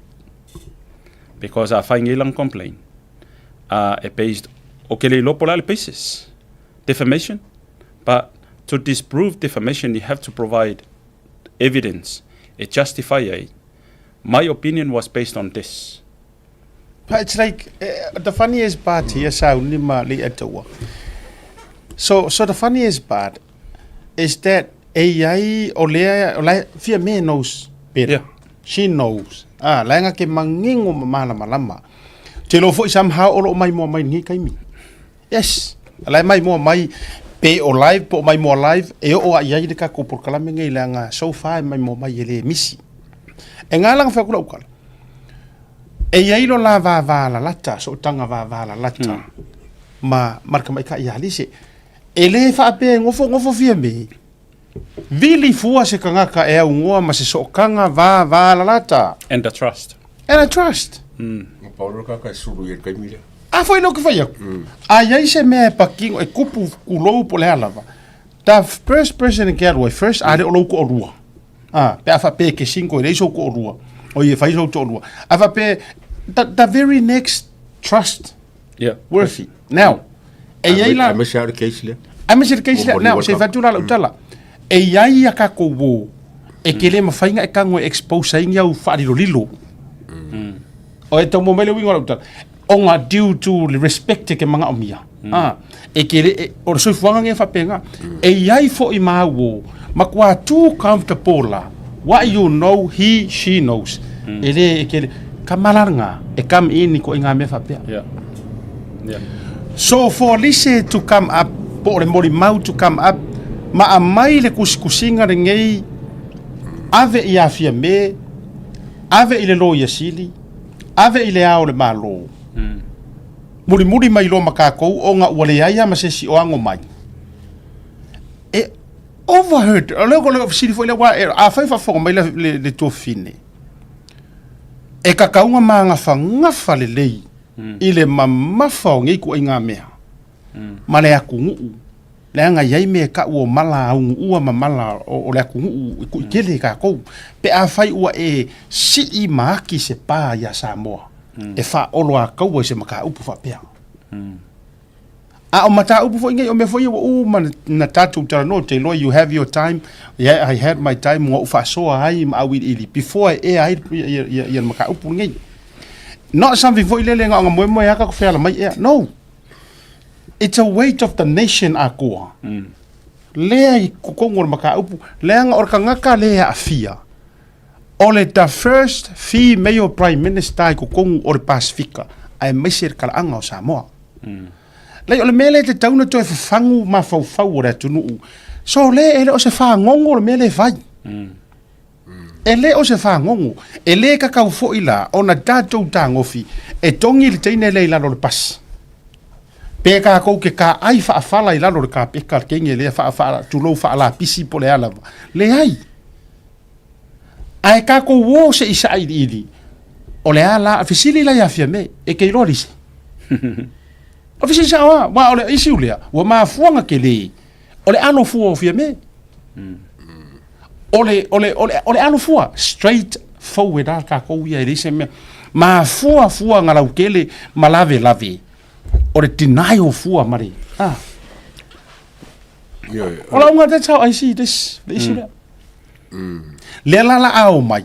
La fa ngao nga malo si anga onga ore official nga kingo foi ore pule o Samoa si renga fai fa penga langa o ore pule o Samoa le la o makwa ya fa nga inga wa makwa fia fo I mare fika fiki ya isolo longo anything now longo can do why le anga e lua kangi lai fa sanga ya longo o ku inga sam ya longo I foala au fa sa inga mare fa pio inga ore fainga fo ole mali ku au le fo ia male case ya dio malesi case ke le ka ki ka kuruma le fo ko asira fia Samoa le fo ia afia I longo case le sisilala so anything corrupt a corrupted person will run around and do it.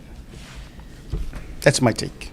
Okay, kau mafanga ngo le ko mo ku la songa sa ngi o case and hopefully o I love lo ia em fainga langa kon ka upule kongole o fam singonga le wa ale langa lo ia nga ma ba ku ia yam ka upunge e fainga nge fese kala fie me kongo me singia longo winga la ke ia wo sao se kanga ka o le mo ka u ala wa in ka upule am se fese kanga ka le me ia ke o and I have great respect to the case it's before court. And it's not a small case. But okay, lol popolenga fanga le ko kele ia e la affiliation masia because defense lawyers can sometimes they run out ia witness al prosecutor, but defense lawyer can bring the whole village. Inga mafanga disprove ai le theory po le view ole the prosecutor or kangaka lea the defendant is the right person who commit le action lea lainga le before the court. So ke lea lea vangoa and ele ko mau kolo le fainga paloka. I mean in terms of positions like hold le kaimingi given ole ya issues ya le o mafainga maua le kasi pero mafai fo I nga la ko fa malu ko la fongo aka ko va aingi le ko ongo le e lo ke controlling le executive arm o malo. The simple question ole alpa ki le fai pule le kumalo lo fanga ole afo il pa ki le e yai ko kongu le ngoa o le fai pule o salenga lua pe ko I think more salinga so ole fesilinga that simple question will solve the issue le e le malo kemingi and I was hoping ole narrative nga o ai kule epa malanga vaenga e challenge ai ia le awangi fa pasir kula fongo lenga lo pasir kemingi. Because in a way it can be challenged in that way. E yai kanga ka lenga sa fa kongo le paleminge, ele kai minga fa de paloka. I la lawyer kula fongo will meet the requirements to be qualified as a member of parliament. Ko ngo la le. And they voted for it. Ole mafu anga lengo kango e fa kasi fa pe inga ia kau mention ai lau kau kalilo sili le atawa. Onga va ye afa apeange a final election. These people, no one in the parliament, no one, olai holding us a coffee fight pule, include Elko Ongo Lea, Wale Oko Likoli Lako status as a member of parliament. Ele se guarantee ko fo mai. And that is, we have to say that with great respect, to everyone. E o foi ele fast, la uli malang pa ki, because we only know ma confirm ele aso ela oil malkai mi ela oil pa ele fa ingon pa loka. Ai ma fau ila va pe o le case le osia. E ia le kalkongonga ma fainga resolve, in the next 6 months or next 6 weeks or even next 6 years. Ai mai ka winga mainga. E ia le chance. E o kure kaiminga le wa makanga fa solo ai proceedings or case ngai. Wale ko sa fa ifia me, for la sa fa e kaimingi. In other words, she is just another civilian, and she can pro. Sa we failanga mo mau pe a fa apea e kangole loia. E au mai uma wo fia me nga I mafai a ia wo sia. Inga I mafai o nga defenda ilanga client. And that's where ia ke au, e mai fonga it's o feko ai fangi foi ko. Ile case le. And it's not a small case. We're talking about a victim of a murder. So and ole me vainga le la inga faila ka ia la ka ia fa makalanga with great respect ile kalkonga fa ke siango samo. God is going to provide a time, and the sad thing is we want a solution now, but God's timing is His own to choose, because aka ko mafo fa o imaku ule fa how we influenced by the Spirit. Ole au mai lunga vai le case le. All of the sudden it pops up. Ole ko ole fa ngalunga le ali. Au mai lunga ole winga fa ngale on me fa ngale ngala fa la ukala. Wa amakanga nganga mai le ele. Ole au mai lunga mea whatever. Onga e yai kanga kala wa amakanga la ko realizing. This is our time. And the judgment day for Samoa is the election day. Nalo. E o kur mi faile case asia. Some people will probably come up. Yeah. Ole vaenga lea sauni mali etawa. Ole ala na ya la yo na ngani le tunu. Ole filifilinga. Male swinga o mengi. O ngayo au. Yes, ole atua e ngalue mai ala le musumusunga. Ele sau whaakangaka sau ulo a ao malo ulima. Mawhailau e kisi. A e alofa mongi lava ia Samoa ma mei wakula I mai. A whai ele o whaasara lawinga ia la aka I Samoa le waluatu I. A wa o le kali a lea ma le kala lea o loo pā solo I Samoa. E le ai angi ngei mea alea. Alea. Mai lea ngongwa. E mafua. Yes. E kakala li tau tai ae, mo cases mongi ma wha maongi, e au watu ilunga I, e ala il whaatanganga a ila tau e atu ilunga I nei. O le ale winga o whaamtalanga, langa ile mwhainga whasalaunga ki vinga I kongo Samoa mea. No. Nga ongi ngai oko nga, a ele avakua le angosa, ele o avakua le kangi ar kanga kasao. Lea sai kia ma afia. Lea la e watu ilunga I. Ai o le ki markakala, o ngai au a au e tangata palota. O le au ngani lea reporkalame. O le ua amai lava ilonga kaimi. E amai ele tua pe o le saunore sunga ele li loia. E iei fo isi mea makaukia mangisi mea siri aku. Ale uko siri mkaku vavai. O le case lea ia sia. Ma le case lea ia lise. Le case akoa pe tatu avia. O le case lea ua afia I male o lo sa fa il kofi palmia. E le se case awange I kako fa leango iai. Samoa awange o kako fa leango. Case ile mori maua Sam wala langa umai mea umangei. Cases ngei. O le malo si anga I fai ele mea kongu. Ngai a au o ele ki paroka. Tatou.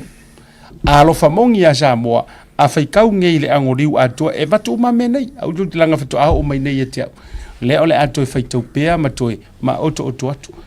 O le tangi ale po mate e ala mai I case lea. O kangaka I sau fa I pawa. E leo kangaka fai mea kongu. Leo fufia ke Leo fufia. Leo fai mai kule paia. Leo fai mai ia. Ko koeru.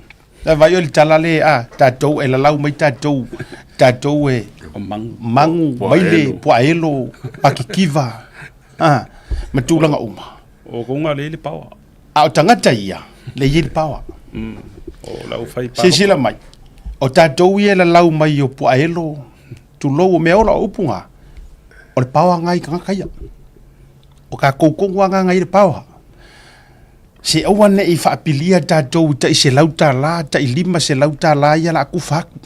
Please. Ei o le kangi lea. O le tangi lea ngai whatoa e la ngona pe a kupu fo ia o e marau ainga. Mei pi o lea e ke le o ango ma e le popole.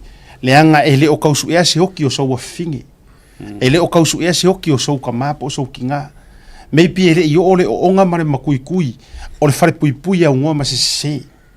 Mei pia le kupu ya o e fao o e o fao o lo fangua ave ese mea uma matulanga whapena a laike I loa le lei e sa o e awa e fiu ke ko okuri ma kuri vai I le akua ai ke vai akua e maa losi aka ngaka pio pio wai leanga o le kaimi o le paloka o le kaimi ngai kau wha sa o e mese paloka mo le kaikai le kau la mua e sau maripaki e o mai kokongu e o mai e sei lea alea ka ko wo e mai kokongu ka ngaka e sau e sei e mawhai e la aule le mari koa e mawhai e la aule le mari koa e mawhai e angalosa e mawhai e leoka e mawhai e koerupe e mawhai e whipuleai e mawhai e se soangi me launga o kako ale amen e mawhai e kuu e mawhai e era ka mau I kwai e mawhai e mangele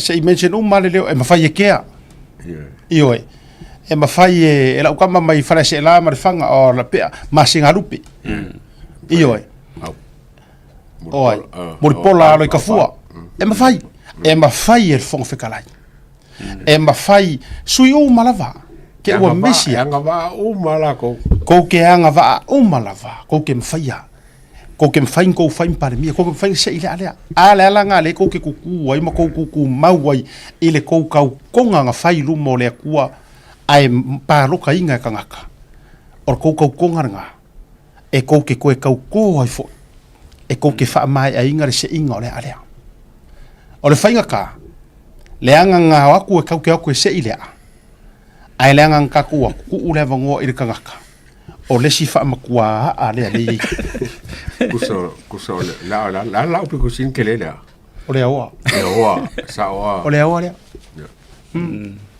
kuso le awa kusa nga ku ko o le pulu me nga I mo wow o di wa a ku lo fa poporo ma le awa awa pulu nga le wa le awa lai a misa va mor ko ku so la ire mo ire mo mio ne a mor ko fa ko inga wa ku ranga o re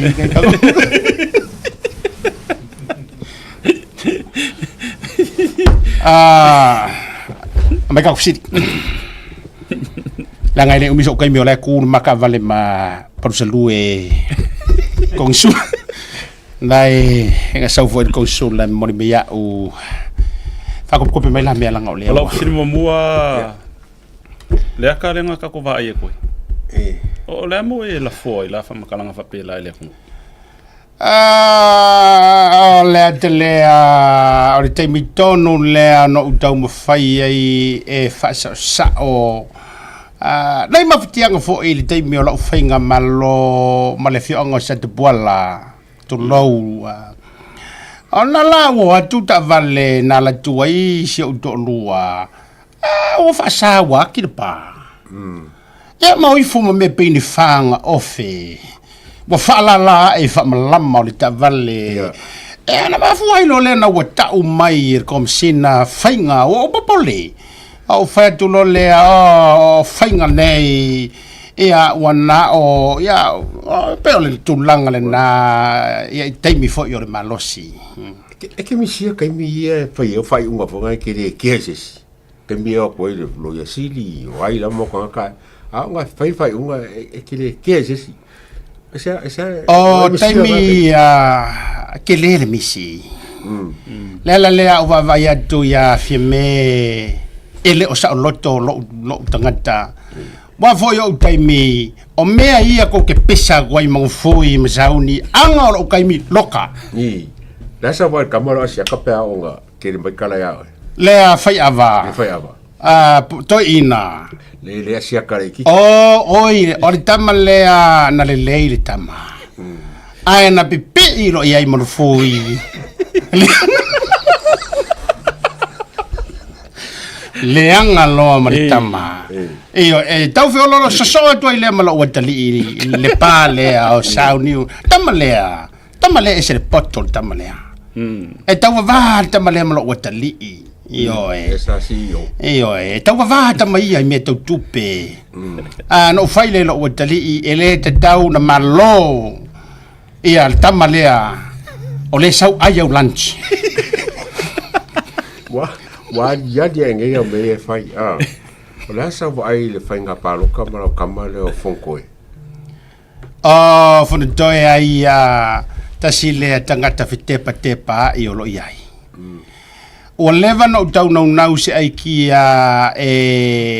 famutai fon toi amrepati o leva o le lia le pali na tele na PS fair le tulanga le pali le le tama lea o lea wa fai nei whaurulunga o le mtanga wenga o le whamsilonga taima le langi pei o le tama lea na tau tūtū ma losi lava te mai au whaitununga na mafuai na le take le mea no mana o ai o le mafuanga hulalanga le ngai whai ki o le whai unga le whamasingo o mai le so le mwhai no wha mangaloina sila iai o meu te fausia avatu sila iai pasi fai ave a mele wutu le mai o le avatu tiro pasi kongi mai fasa kongi mai usa wale para mele fai o kofi famsingo sili lo ba ko fa mau famsingo sili ale ko ikaya o kofia leise meu pa ani meu papa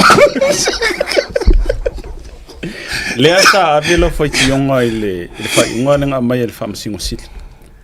Nga le foi la ko avela forfolanga apili. Fama ka fe kawi le ko apili o ole alma fo an kong la la nga ka ko apili fai. Ole tulanga le observa oi. Observa ole tulanga le ile vaenga wa to fisiringi ele faingofi ia uma HPP le malolo mai le meta upulea o mafuanga ona wanginga ia la u kapeneta fou ma le fonfitale fou lo uma o le mafuanga la le faingofi ia lo tanga tamatua le tulanga o tupu ngo fa ya kuai le mai kiki le o limongi ku ia le meo le isu solo lela ya la tari tonunga ua sai le finangalo o le famisi no sili ona nga waku waku esu mai se makukupe ai waku fai nga kofi waku fai lon me nga o vai la ya itu o mele lela o mai nei fa mai o la tu trasu le urkakangi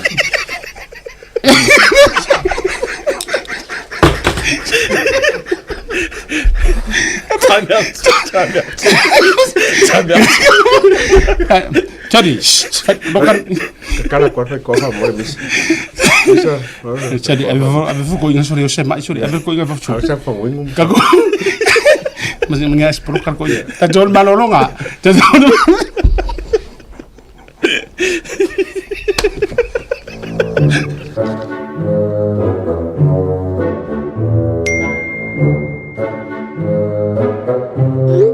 San, si o kamar fale mo se vali le leie vale kako vale mo le sisi.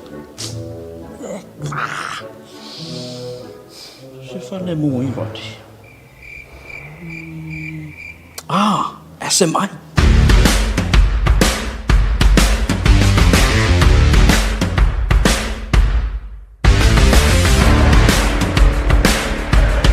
Fia whaafole na nolo mota, Afio mai loa le SMI Hardware i funga le.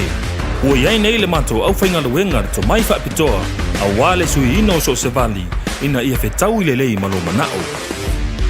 O matou vali, o lo awina mai atu numa mau, ma ua mau tinoa le ananga tā, ma e umi foi o na au li le iai lo maota. A o whataritali ei la le sui ino lau vali, o lo iai foi nisi o matou vali e whai iai lau whiwhilinga, o wale whaalele ina atiki o lo maota. Mo tātou o lo alalam papa au ia tunu i whafu, whafso tai le fionga ia maiava Leslie Wolf, a wā o mwhai on tongi New Zealand, ai piki sa moa lau oka. E na o le filifili lava o le lanu, mātou te ngalulua i le suina, o na piki lea e lo a inga i Samoa. Le SMI Hardware, o lo paanga mo so se mea faufale, ma le fausia ina ua mea angangata.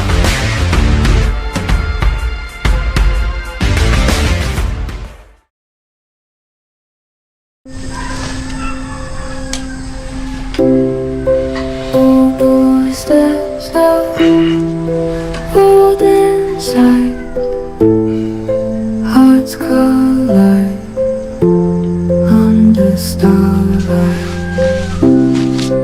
Home fades fast, shadows glow. Memories cast, future glow. Shiny stars, new dreams born. Brave new hearts, goodbye moon. Shiny stars, new dreams born. Manuia lau malanga. Brave new hearts, goodbye moon.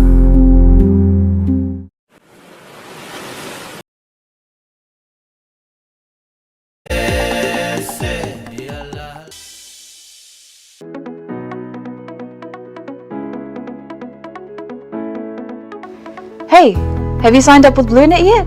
No? Well, let's fix that. Head over to www.bluenet.co.nz and hit Join Us today. All you need to do is fill in your name, date of birth, phone number, and a few other details. This helps us get you set up faster.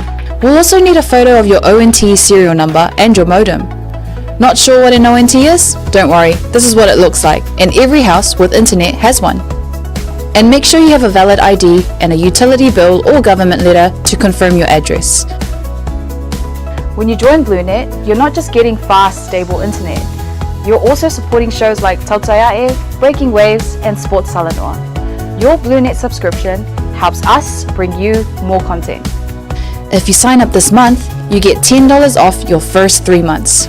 If you have any questions, call 0800 258 638.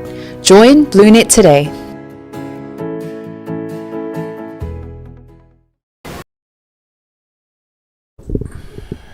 Jaimana wajile ua toi lua sifuru minute tar fitu mai al proclame le tauta ya el divanga o le afiafi ia wa koe akafu ila o le ha o ke fei ka ko inga ai o mero ke vai kur ka ko aufia mane au mai mo e fei ka ko inga ai pe e ngau fu ile ia a ifa pe afe mai ko inga afe mai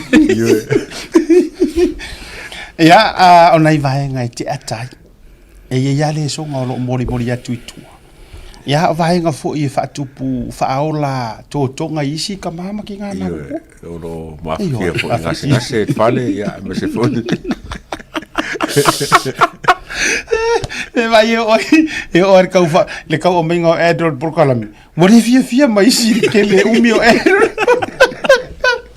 ya o I tau te loa nau te leo nei tato wo ma pa anga Burkalami au nei ngalo ya ni so tato fa o lo ma fa la wi masani yo o ni ngalo le tatu tasi market pe ona fa tu lava tasi market na mo mai na tatu merchandise o le tauta ya style ina ya o lo sioki le pulo mo for now yes I Mangele town center you can go there ko kwa o McDonald's na tonu e te saulo te tonu le entrance le sau mai o McDonald's ya e saulo e mo lo tomatau na iai mau fo tau ma fa vela me ai vela fo le tulanga ya alu iai na fa tau so mi tia fu e faitanga so sizes ma tulanga uma fa pena Ole Island Grinds, I cannot wait for us to get there. Honestly. Ya, awore ngalo tatou Utah, tatou sisila tu fa la wilo masani na mo tatou fla inga fa ya Bishop Tiatia. My godfather ole. Ai e va ko ad mai pipi. Ko fa popo e. Va to inga me fa pena. Fa pena vo ila tatou anti-rooters. A e alu vo ila ya anti-rooters la I tatou I ya Istamki. E ke mentioninga tu loa le tauta ia e. Ai vai ile koe kulu pe o swing or kia le aso fe fe. Ko su I go sau I runga sau la walalo. E ko ya kur ka se fofa. Ora tu langa na le wai. Iyo ia o dai disina tatou wala nei ngalo. E la mar papaki o tatou o le aso Friday astona ia as Friday. Le kalesia. O le kalesia fata. Asunga ya fata. Tu or fa tu masanga inai o Tara. Ia lela ia ile tatou flyer le night atu ilunga. O lo ia malava o le tatou fundraising o sapa, dinner plate, lua sultala, bacon and egg roll, sulua tala lima susene, steak. That's nice. Very nice. Nga kofo ele sunga ya misa. Misa, ala seki. Sola foi conforme. Ya vai la ia angale ba ko ele ka ele ro de nga ai de tatou seki. Ia tatou ia malava ia mantuala ranga le fa ka o fo ia ka o. Kaya tres. Kaya. 37 Lele taimile 37 Repson. Tolu fitu Repson Road Iota. O mera sa fai papaki o mo. Lo fonga le sa fai papati o papaki le. Sa papaki o ia. Ia sunga ia sauni. E sa fa papaki o ngale ai. Ai le ola. O ia fai papaki o ai papaki o. Fa sa ola ngana o ro ku nganga ai fa mai le nga papaki o sauni. Longo ngana fa fonga tangata. Ia ole na. Ai tatou felo ai.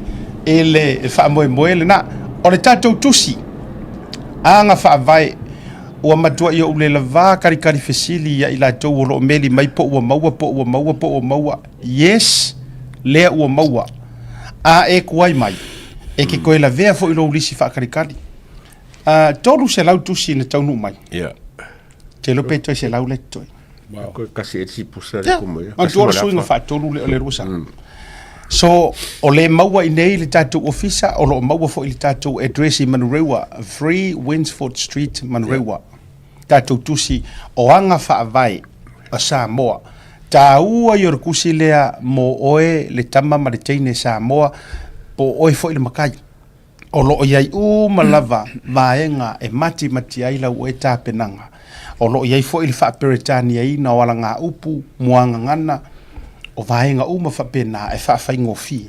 Lima sifuru tā lalo le tau. Mafuanga uko e wakua whalau I kelele e tom sound. I mai lau message. Wha mole alau fionga a seta po mawale tusi. I mai wha mole. Kwa lea la vaha omi. Yes, lea e maua. E kei loa o lava kalau sa onga o mankuanga. Kei loa singo fonga e le lei e irku sidea. La ko e finga luenga I makanga luenga malo ma organization ke lea e le manga oe. Eva aile translations o walanga ufa Samoa. Nice. Onga mesia ia lo mafanga o Samoa la fenga lai I investigate o lai e kulanga modulunga ia. A o fuilanga o kai mi kalangoa I o loa welcome ni malo ino leo ko kongo la ko fenga luenga ma. Nga va ia kusilea va pe o lai ia le translations walanga ufa Samoa. Samalai. You know if city palangi wow. O le ale winga nga op. E le fa Samoa lea, o le fa palangi lea. E malama I foila ia lea ia ila ko I Samoa. I le depth o le ka konga nganga. O le kulanga nga o vai fanga le kusile le kele o le ka uala ia ai maise lava ia alo mafanga. Ai le nga o ngisila. Fo ile ke mga o ke fa lili up. Yeah. Fa lili up wai pe o e tour guide. Le ke fa ia nga ruanga fa tour guide. This is the poke ke momia. Right. Oto male luau, oto male sau. Taro leaves cook in coconut milk. Vai tato iai. Fola, fa sila to announce, acknowledge. Vai tato iai whaasoa, lufi, food distributions.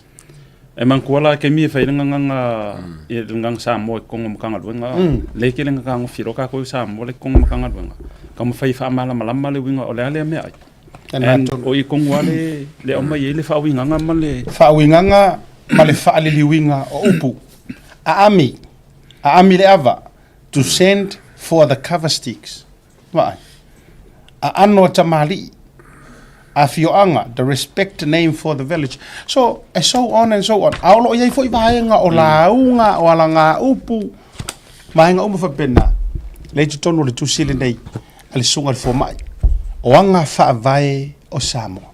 Mea no whalei mo kamaki mo rau kwasi whangau. A mea kamaki mo runga korisi. Kamaki mo runga ni beske. Lima sutala a o le ano tusi ma le ano whale. It's more than just $50.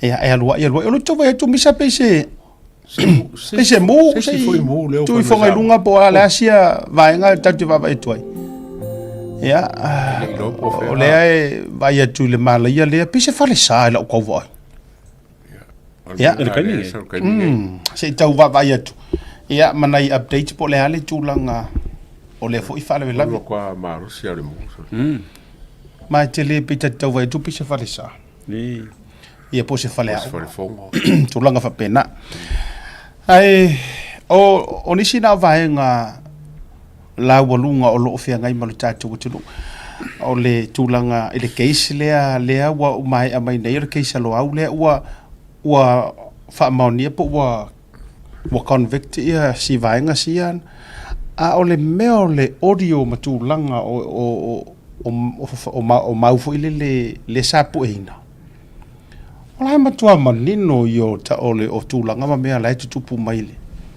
Ya ale o saule le fai unga. Ya ole pe iwa esele tulanga o yai. Ya. Nisi vaenga au tatu yaile. Fa si fongo le tatu proclame lo sunga le lo yai se vaenga te ua te fia afia. Le. Ole vaenga fai ua tau te fa mai ai. Ona sa tatu wa fia sa unwa ngal to ina o tu ila epa ile mele ole vai mal tau maula loina male upua nei ole e yai foi se tasi o sui o lena tau fa ausi fa lea e mo fa ai ro mai le o ngama le mala le ole ele se va ngol tu la fonno ya uya people's freedom to express themselves o lo puier kula fongo pa a kongo le me foi le makua I ka kawanga kose sa ila ko I o le public office le manga o ia elect la ko e lua me ia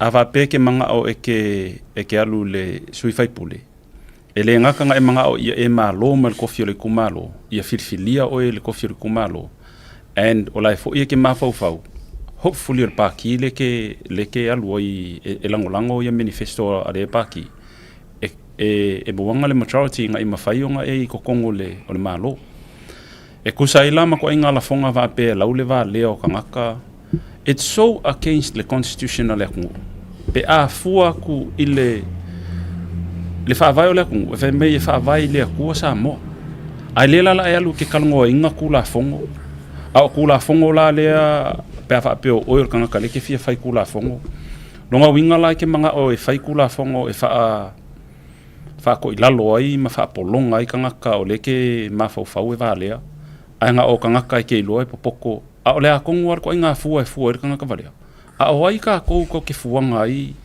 le ma fa nga mai le I fo I kanga ai ke la fo lo fa makalanga va pe by all means o lo e ale kui kanga ka leo nganga le pule le la onga ole pule mai kanga ka lela kanga ka paloka ele o se pule mai sesi a ma fa la por whatever type of excuses e ka ma fai ko retrieve mai lo fa makalanga wala fo o masare pu vai ava pela le e ka kong umala lo kumalo e sa o e vale umaganga ava fesi kumalo e fast food mungu a uma elanga o ya like ku me lo paki le might as well just resign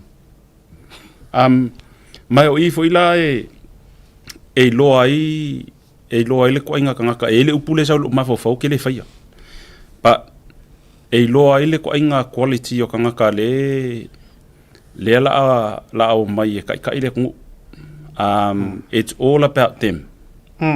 It's all about their self-interest. Yeah, nga pa upo fai le mo vai lupe o le va. Yeah.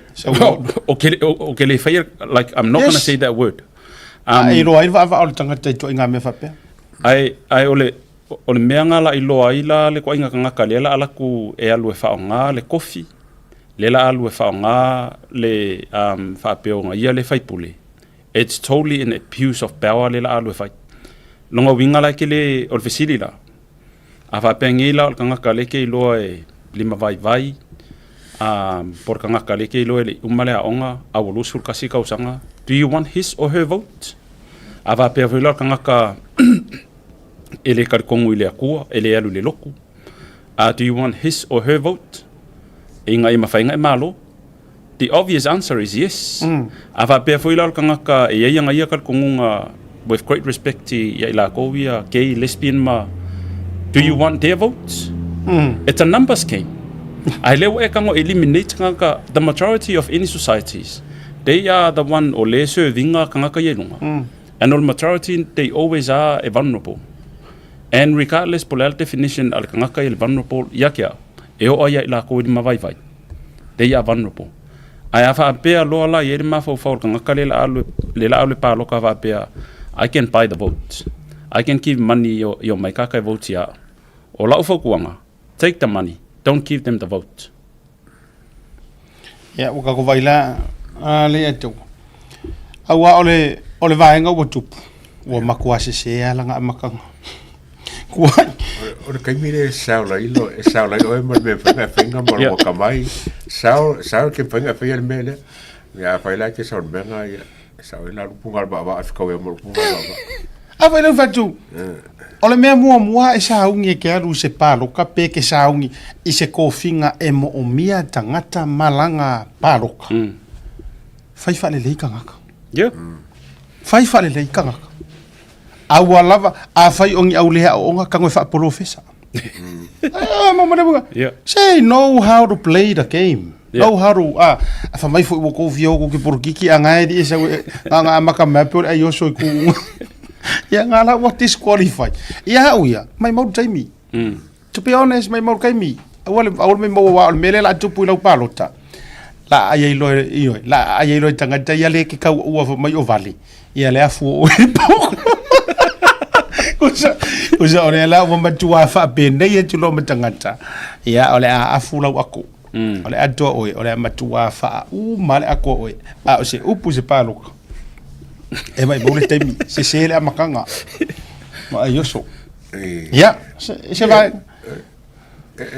ko ia foi ka pa ki wa ka fangila ko seminar ma fangila ko onga ma campaign manager plan le ole arka attacking le al vai ngala ka approach kangaka okay lo o e se lo vai mo la lo ke la ur vale o ka mingai la poko la lo vale ai fa vale oi fa vale oi ai poko va ai arunduma ai la fa oi ai fa vai kami kaua I le kaua le Amerika ma perkangia nga si Iraq. E faila o kala le ong kanga ka fo ile saka o le spin doctor. Ki nga fa kanga ka ya push matoni player. Ele yangi evidence o yangi atomic bomb pongi nuclear weapons at Saddam Hussein. E yer kanga ka Amerika. Nga spin na kanga kar kong umalalang. Anga mau mun iPhone. Esa o lang. Esa o ila asiaka. If you want to go to a public office, spin.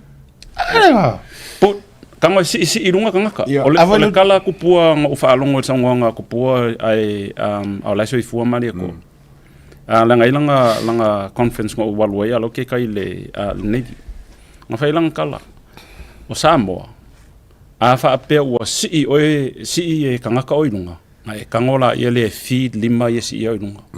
Le anga ke kangolo e faleanga o lima fo ngai kongi o lalo sokalo mo i vai. Ai fe o lolo la si ingo oi. Ile kai mi fa ma mudu wai oi. E mo ko e ki ngai. Ale o te O upu nei o mea ta na o fa tu fa ta telefonga. Ai a fai ele o ku lo koi o ele le onga a po se si sui. Na ba tua le tala le ina ua ave mali toa la waki. E o ele o whangaloa se a ami le tō whā au walu whainga. Ina ia au ia ele tūlanga o le la mau. O le mali e koa ngā o malawaki. Ngā o ngā o akua o kala mai vau po o walu whainga. Se o ala whalafa kunga o le kupu ka maloa i whangaloa. Na o na sauni lava o la waki. O le a whato ai le la tō whā. Yang ola ho ka wa mo ka wa ngau. Ele a lai lo le mali ko le la ki o mai. Fa mai le upu na fa ye la waki le mali to. Mali to ai. Sa fa ia ne ia ina ma vele le mukia. Ai se fa il kala uma. Mai. Fa fonga mai la o ko ia le ko ke fio i me ngai e fa hali ko fia ka mai. Ma fa lo ko upu le o ko fa mga kua. O le mali ko e fa longo ia sa mo. O longa kala a koa, o longa falanga fola loa. Ngo foa e vai lolo. Ai sao fai lalo fai e la waki. A ka manga nga o e le liu mai uro fai nga. Vele an mukia. Le ma wan nga upu. Fa sa mo. Vai. O le ale winga o kala. Ave e selo ku lo fa kupu. Ai fa parpalau au. Vele. La nga e kilo mai ele o upu. Ai ngau mai le. La ngor kupu le waru ila. Vai. Ele mea o lai kiki sa kamimika ia. E ko inga makai makua makai inga whai upu. O e makai inga ngu. O makai inga sa whetwharo loa. Ko inga e whai mai. Ka ngā maskasika leki. E ula. Ia o la mele whakaru ngā maskasika leki whalo loa. E abe iai. O kunga e whai mai. O e haru kupua o le isumu. E ka ke me mika e sika i. A waka fia ra ko mai le sika le ki abe. One man. Ya, le ka wala ngomba li uskoi. Ana wa kupu. E ba ko sika mai. O ya kupu au le su. Le ki wa fa ingo ya memories. Porque que si. Ai si sila le ato no. O fa ato fa la inga. Pe ye fa pili lo no fainga. Ai langor ke le yor sa vali le mo mai kua. O la ua whai loa mai se anga malie ma se tala malie. Le ngau kere o ko inga se kapaa ele se kupe. Toi mo mai. So o re kala la ngai loa ko inga. A vakure upu fo ilele se o er kamale lei. Ele sufi kere lo loko. Ai o so ar ko inga vai fala oi. O oea o re kupu. Ai vai ele ka uanga yo se au onga. Wa o re isu. O meia, o isumu mo meia, o me fia ka mai ki o kuri. Fe kai e. Oi. O e vai mai la, no fo role ta malo au mai le to ina mai rang fa ko fala inga. E sufi, a ole au nga akoa. O le fa fe kai. Wa kari ronga nga lala. Sa, ar kamile se furo ka sango, ka mi mika ya o korkupu. Pei foi la ole me le. Ma vai ta to ye. Ke lo ina o fai tau ilea fa to fala inga nga fai e mari ko a malawaki. O fa pelo ro ko i ka fiolai. A ore kele o kangaka. E o mai e kausi i mai o la ko mamalu. E ka wamo mai ngi o la ko. Ulo e o tele nga vale o fai longa and I love and respect. Ai nga o fai aku. O upu makala kangaka. O ke o for fai ngofie nga ngo for lau le aku mala lau ma e. Ai a o for fa ke di siamo. So le paule o le kanga o le mea nga fai fa akusa. O le aku o kangaka. Ya, na ona fai atu fa pena. A o winga lo toi a fai la fa ka penga la campaign. E ke ar. Ya, ese se kele ale makanga o esa. A esa we a makapese me pa udua. Ya, o recadi o fare palota fare mo ele ai. A o me o foi. O la ia langa ko, o la o fe o paro ka langa fai paro. Man komiki. E makai o mako ai nga ngaru penga paro ko fasile va ko por se forum ko ko sanga ko ko por ngaru fai langa mai nga foi fai mo campaign mo eu fui as ko inga fa fa ngo lekio fa sau ai o mai fa mai e dale ko ngol ko mai simi tasi